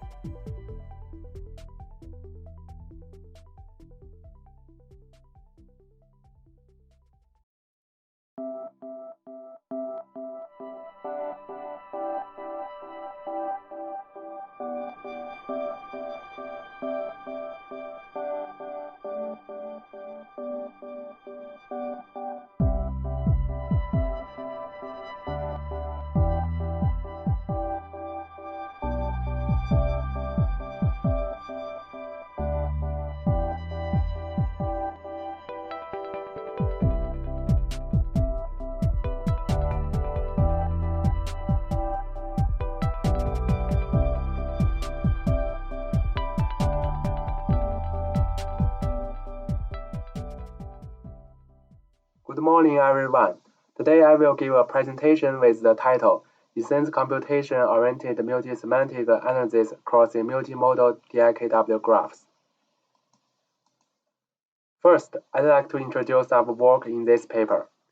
Based on our previous proposal of an existence-level computation and a reasoning approach called existence computation, which extends the traditional identification of objects towards an existence-level clarification, and a semantic expression mechanism called relationship-defined everything of semantics, which adopts the ideology that entities are defined or determined by more essential relationships or structures. We propose in this work that although resources or content processing are embodied in every model of target content, the essence of the requirement of processing instead of the projected model of the content is vital as the source of processing towards the expected result. From the perspective of processing of multiple model resources or content in the background of insufficient single model resources to achieve progress in decision making and improve precision of computation with higher efficiency. We propose an approach called essence computation and reasoning, originating in existence computation level and relationship-defined everything of semantic models, to synchronize cross-modal processing towards minimizing the uncertainties through merging cross-modals and intermodal or mesoscale capabilities of available data, information, knowledge, and wisdom. We know the application of essence computation and reasoning of model transformation and the application analysis across the multiple semantics models of data model, information model, and knowledge model. Then I will give a brief introduction of DIKW architecture. Data resources are discrete elements obtained by direct observation.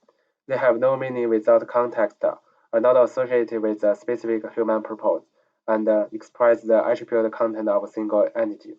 Information resources record human behaviors and are used to mine, analyze, and express the interactive relationship between two entities. The entities can be another person or an objective thing.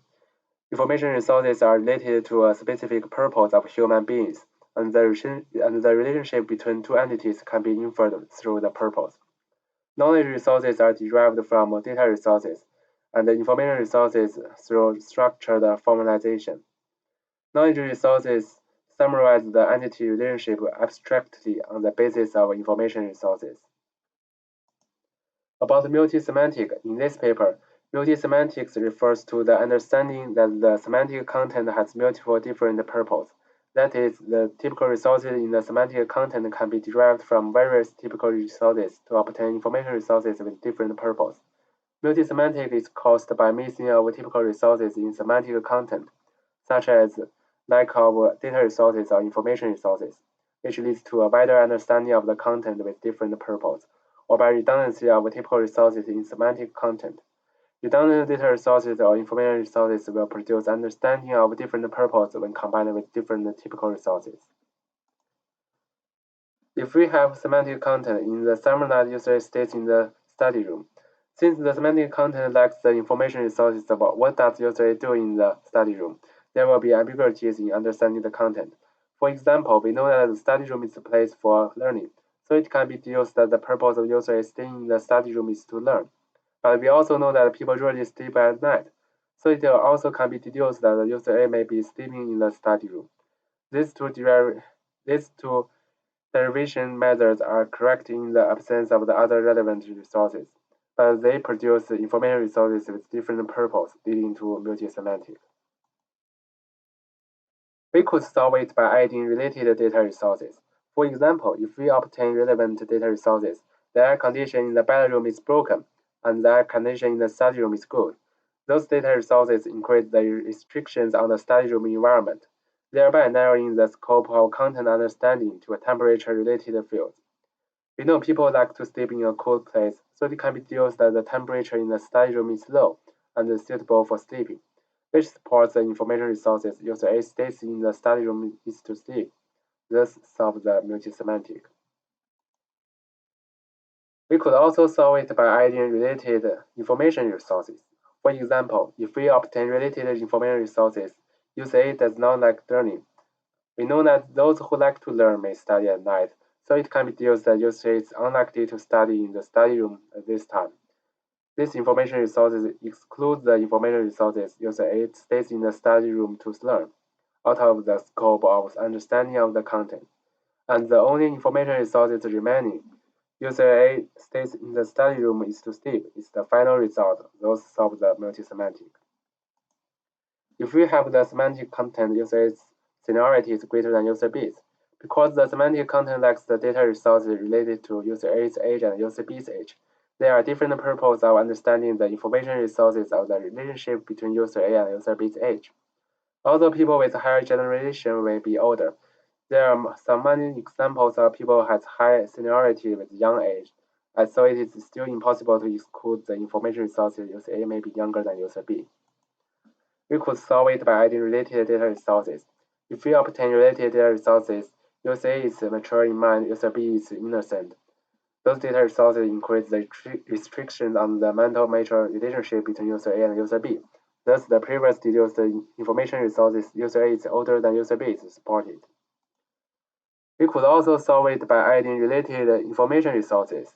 If we obtain relevant information resources, user B respects user A very much. We know that people with low statures respect people with high statures, so user A has a higher status than user B is deduced. Those data resources increase the restrictions on the status relationship between user A and user B. Thus, the previous deduced information resources, user A is older than user B is supported. If we have semantic content, user A likes to play basketball, user A hates sports.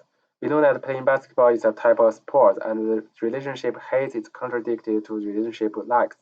Therefore, for the question of user A's attitude towards playing basketball, we have different understandings, which represent the redundancy of information resources in the semantic content. We could solve it by adding related data resources. If we obtain the spatial data resources, basketball court, and we know the main activity in the basketball court is playing basketball, so user A often appears in the basketball court. So user A often plays basketball, and we know that people who often play basketball are likely to like basketball, indicating that user A is likely to like basketball, which supports the information resources user A likes playing basketball. We could also solve it by adding related information resources. If we obtain related resources, user A is a member of school's basketball team, and we know that the members of the basketball school team often play basketball. So user A often play basketball. So user A is likely to like playing basketball, which supports the information resources user A likes playing basketball. If the semantic content data resources, today's temperature is 30 degrees, and today's temperature is 20 degrees. In response to the issue of today's temperature, the data resources D01 and D02 are contradictory, indicating that upon the redundant data resources D01 and D02, there must be an error in one of them. If we obtain data resources, the season is summer and the location is Hainan, we know that Hainan has higher temperatures in summer, so it can be deduced that today's temperature should be high. Those data resources D01 is supported, thereby solving the multi-semantic. If we obtain information resources, data resources D01 comes from the Bureau of Meteorology, and the data resources D02 comes from the Internet. We know that data from professional institutions is more reliable than data from the Internet, so it can be deduced that data resources D01 are more reliable than data resources D02. Thus, it can be judged that D01 is correct, but D02 is wrong, thereby solving the multi-semantic. If we obtain information, if the tour guide typical resources of transformation is data resources, user A's occupation. It could be transformed from data resources, combined with knowledge resources. If we obtain related data resources, you say it's 10 years old. We know that people younger than 15 should go to school, so user A should go to school is deduced. So a tour guide data resources of user A's occupation is student can be further deduced. It could also be transformed from information resources combined with knowledge resources. If we obtain relevant information resources, user A often goes to school. User A does not have a teacher's qualification certificate. We know that students and teachers need to go to school frequently, and teachers have teachers' qualification certificates. User A often goes to school. It can be known that user A is a student or teacher, since user A does not have a teacher's qualification certificate. So, information resources, user A is not a teacher is deduced. In the case that user A is a student or teacher, and user A is not a teacher, the tour guide data resources, user A's occupation is a student, can be further deduced.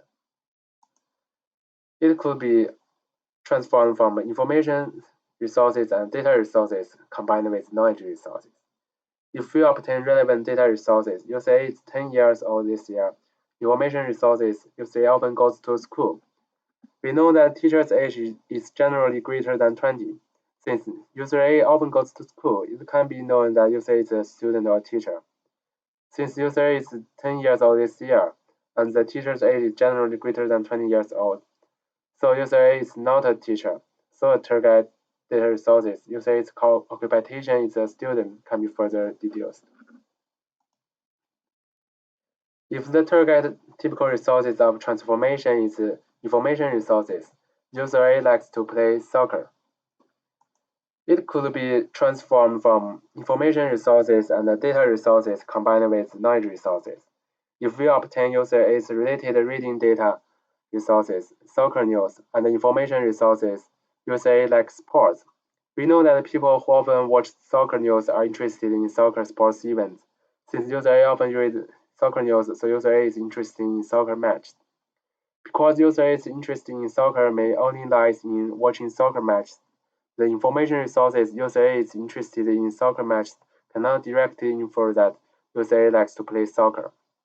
Since user A likes sports and sports including playing soccer, because user A may be more interested in playing basketball and other sports, this information resources is not enough to directly infer that user A likes playing soccer. However, since it was previously deduced that user A is interested in soccer matches, combined with the information resources user A likes sports, the tour guide information resources user A likes playing soccer can be derived.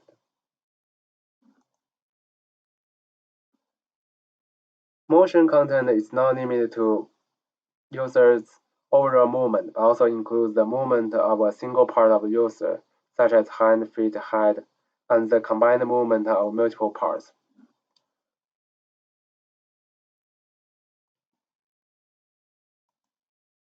Motion content can contain a variety of data resources. According to the type of data resources, it can be divided into scalar data resources and vector data resources. Scalar data resources include but are not limited to the distance, speed, accelerations, and so on.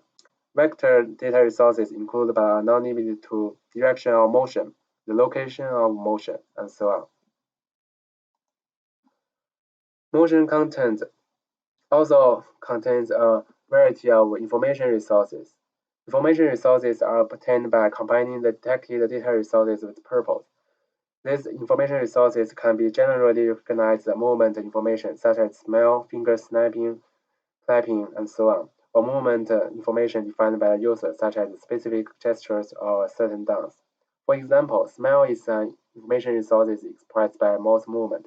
When it is detected that the movement of the corner of the mouth is upward and the distance of the movement is about 1 centimeter, it can be determined that the corner of the user's mouth is raised to express the information resource's smell. Sound content is not only limited to the meaningful speech such as dialogue, but also includes sounds that have no practical meanings but such as pure musical singing, which contains different kinds of pitches, timbres, and volumes. The sound content can contain a variety of data resources. The collection of sound data resources can be divided into continuous form and discrete form. The continuous form means that the observed value is directly assigned to the sound data resources without any processing. Discrete form refers to setting a certain threshold k. When the observed value exceeds the threshold, the data resource is set to a certain value. Otherwise, it is set to another value.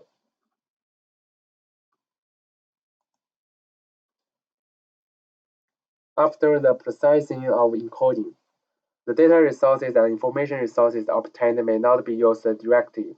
It is necessary to further decode the encoded data resources and information resources to obtain the target data resources and information resources. The target data resources and the encoded data resources may be in the same modalities or in different modalities. If the modalities of both data resources are the same, it means that the type and dimension of the data resources are same. Then the transformation process can be regarded as a homomorphic mapping F, mapping the encoded data resources to the target data resources. For example, assuming that the encoded data resources and the target data resources are one-dimensional continuous parameters, the value range of encoded data resources is 0 to 10,000. The value of target data resources range from 0 to 100. Then, by scaling the encoded data resources by 1%, the target data resources can be transformed.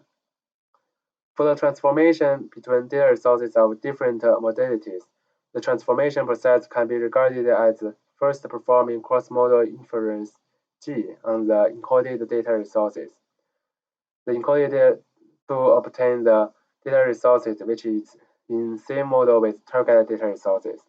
Then performing a homomorphic mapping F to obtain the target data resources. For example, if the encoded data resource is a numerical type and the target data resources is a logical type, a threshold value k can be set and the encoded data resources whose value is greater than k is set to true, otherwise it's set to false. Then the transformation from numerical data to logical data can be completed. The encoded information resources can also be transformed into target data resources. Target data resources can be divided into logical data resources and numerical data resources. If the target data resources is a logical data resources, a specific information resources can be associated with the specific logical expressions. For example, the information resources love represent true, and the information resources crying represent false. Through this association between information resources and the logical expressions, the transformation from information resources to target logical data resources can be completed. If the target data resource is a numerical data resources, a specific information resources can be associated with a specific value. For example, the information resources club represents 10, and the club twice represent 20. Through this association between information resources and numerical values, the transformation from information resources to target numerical data resources can be completed. In conclusion, relying on the cognitive semantic tracing and conceptualization strategies at the relevant existential level, the cross-modal and cross-scale core concept cognitive semantics of the DIKW model was systematically conceptualized and analyzed, and the construction of the DIKW systematic meta-model system was practiced. The category defines the formal semantics of DIKW core concept in a way that multiple core concepts are conceptualized at the same time.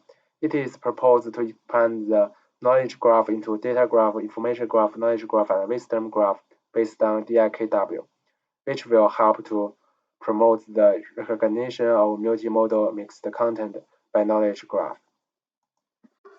Thank you for attention.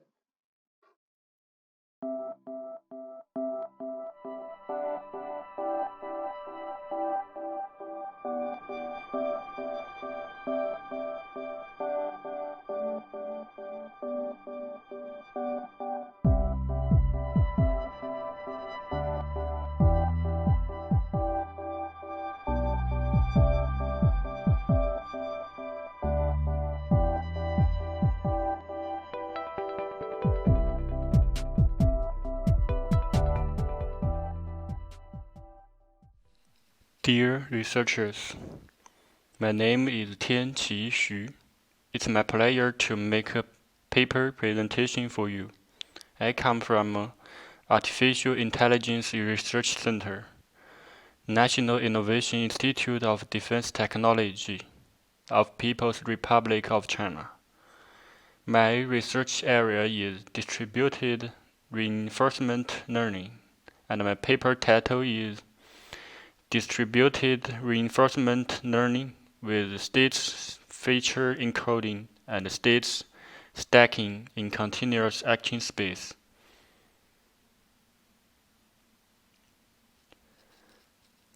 Continuous control has many real applications, such as robot control, speed control, and economic trade forecast. But it has a problem. Its action is continuous. We can not list all of its actions and cannot evaluate an action is good or bad by its action probabilities. In distributed RL, we can usually see two architectures. One is linear actor buffer architecture, that actors step in the environment and store states, rewards, actions, and next states in the replay buffer, while the learner samples from the replay buffer to make a batch of data to do stochastic gradient descent. It is suitable for all off-policy algorithms. For example, the D4PG in the picture left. It means distributed distributional policy DDPG, while another is linear actor architecture. Its actors step in the environment and send states, rewards, actions, and next states to the learner to train. It is suitable for special algorithms. For example, in the picture right, in-plus algorithm. Next is the research motivation of this paper. RL algorithm training process usually costs a long time. RL algorithm often fails to effectively utilize multi-GPU and multi-CPU computers. Our goal is to use hybrid GPU and CPU as much as possible. IMPLA means important weight actor learner architecture. Decouples acting and learning by having the actor threads send actions, states, and value, while the learner thread compute and apply the gradient from a decoding of actor's experience.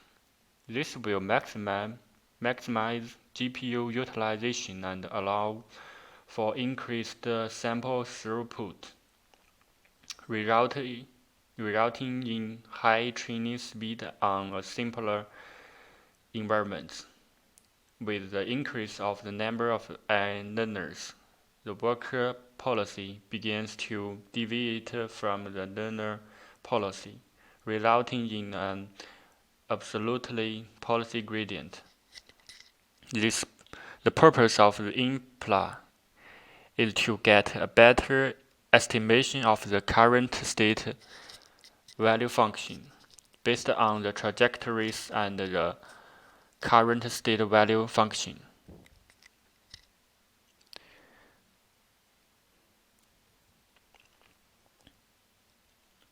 The main method of IMPLA is V-trace. V-trace defines the n steps which is target for VS X. It value approximation at a state as XS as the picture shows. 0 and C are truncated importance sampling weights. The agent chooses the appropriate action through the current environment and obtains the reward of the environmental feedback. Meanwhile, we usually expect the robot to move more smoothly in continuous control tasks.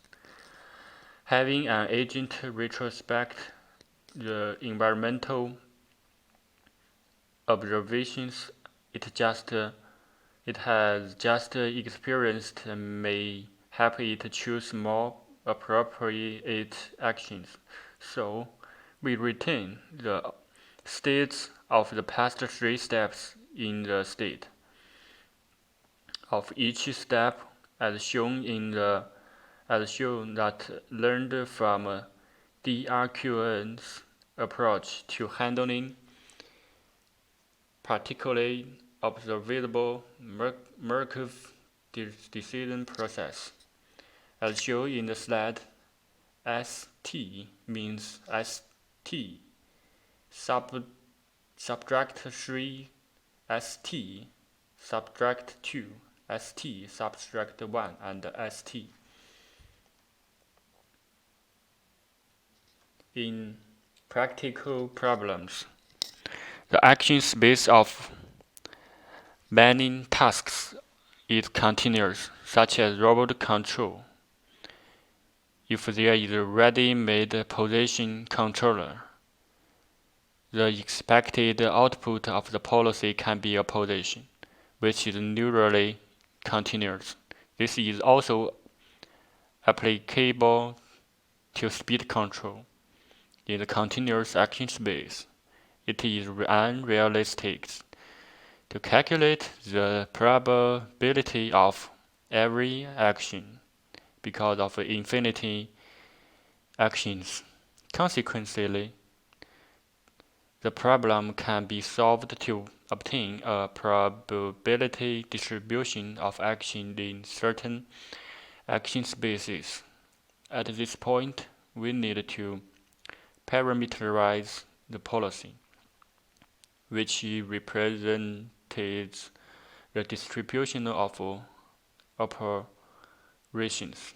The action probability distribution of continuous action space is usually a normal distribution, and its probability density function (PDF) is defined as the picture shows. In training process, agent need to sample an action from this distribution and calculate the probability of this action. Here presented the directions of our algorithm of the diacritic network and actor network. Before sampling from the distribution, we minimize the entropy multiple by a coefficient. As shown right, the sampling of actions has more possibilities, which will increase the ability of exploration and avoid falling into local optimum. By adding the 3 gradients and convert them with appropriate coefficients, the global update is obtained. We use a scannable non-actor architecture with a multiple distributed actors to train the network. In a model like this, each actor interacts with the environment using a copy of the policy network parameters. The actor will periodically transmit back the sample data to the central learner without affecting its pulse of exploration. And the learner located in the central server will use these trajectories to update the model. Actors in this framework are not used to calculate policy network. They just collect experience and pass them on to the central learner. The learner uses a GPU device for stochastic gradient descent, and as the picture shows.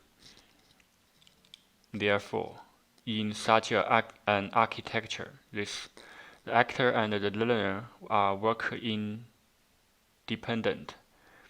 In order to take advantage of the scale advantages of modern computation systems, Impala can support a single learner machine or multi-synchronized learner machines.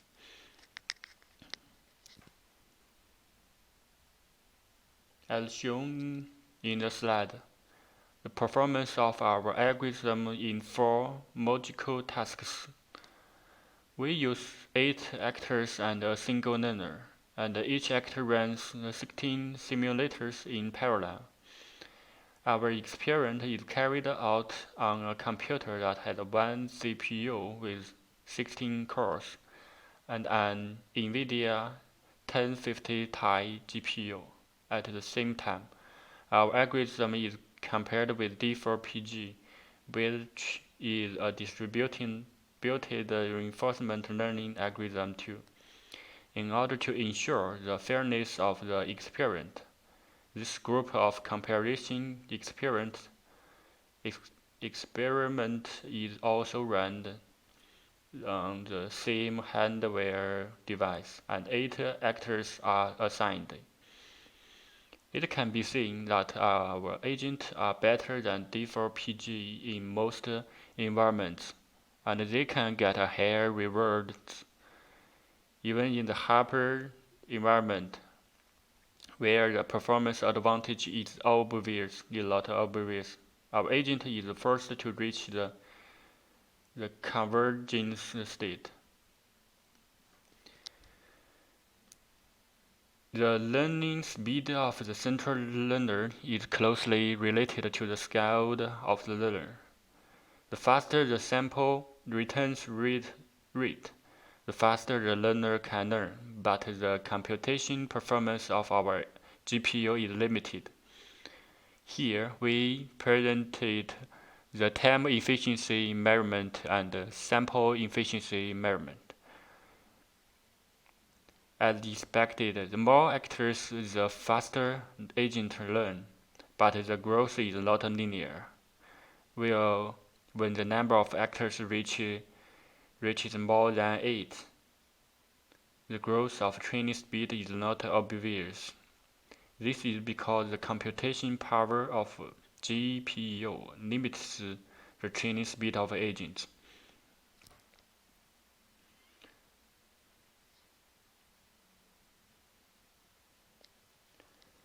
We extended the highly scalable distributed agent Impala with a method of state feature encoding and state stacking. With its scalable distributed architecture, Impasse can make efficient use of available computation device at small and large scale. It successfully shows that it has better exploration ability and more flexible, expensible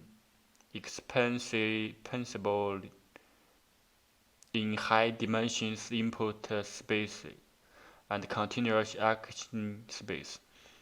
Through the error correcting of which the asynchronous environment inference and network parameter synchronization of actor and learner are realized, which makes the Impasse has has a higher training speed and is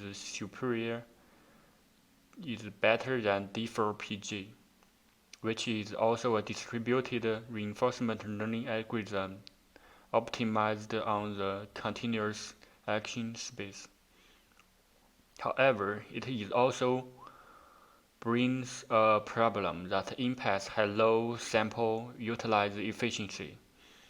At the same time, it gets a higher average reward value and with abundant environment frames. D4PG can gain high average rewards with less sample capacity. Thanks for listening.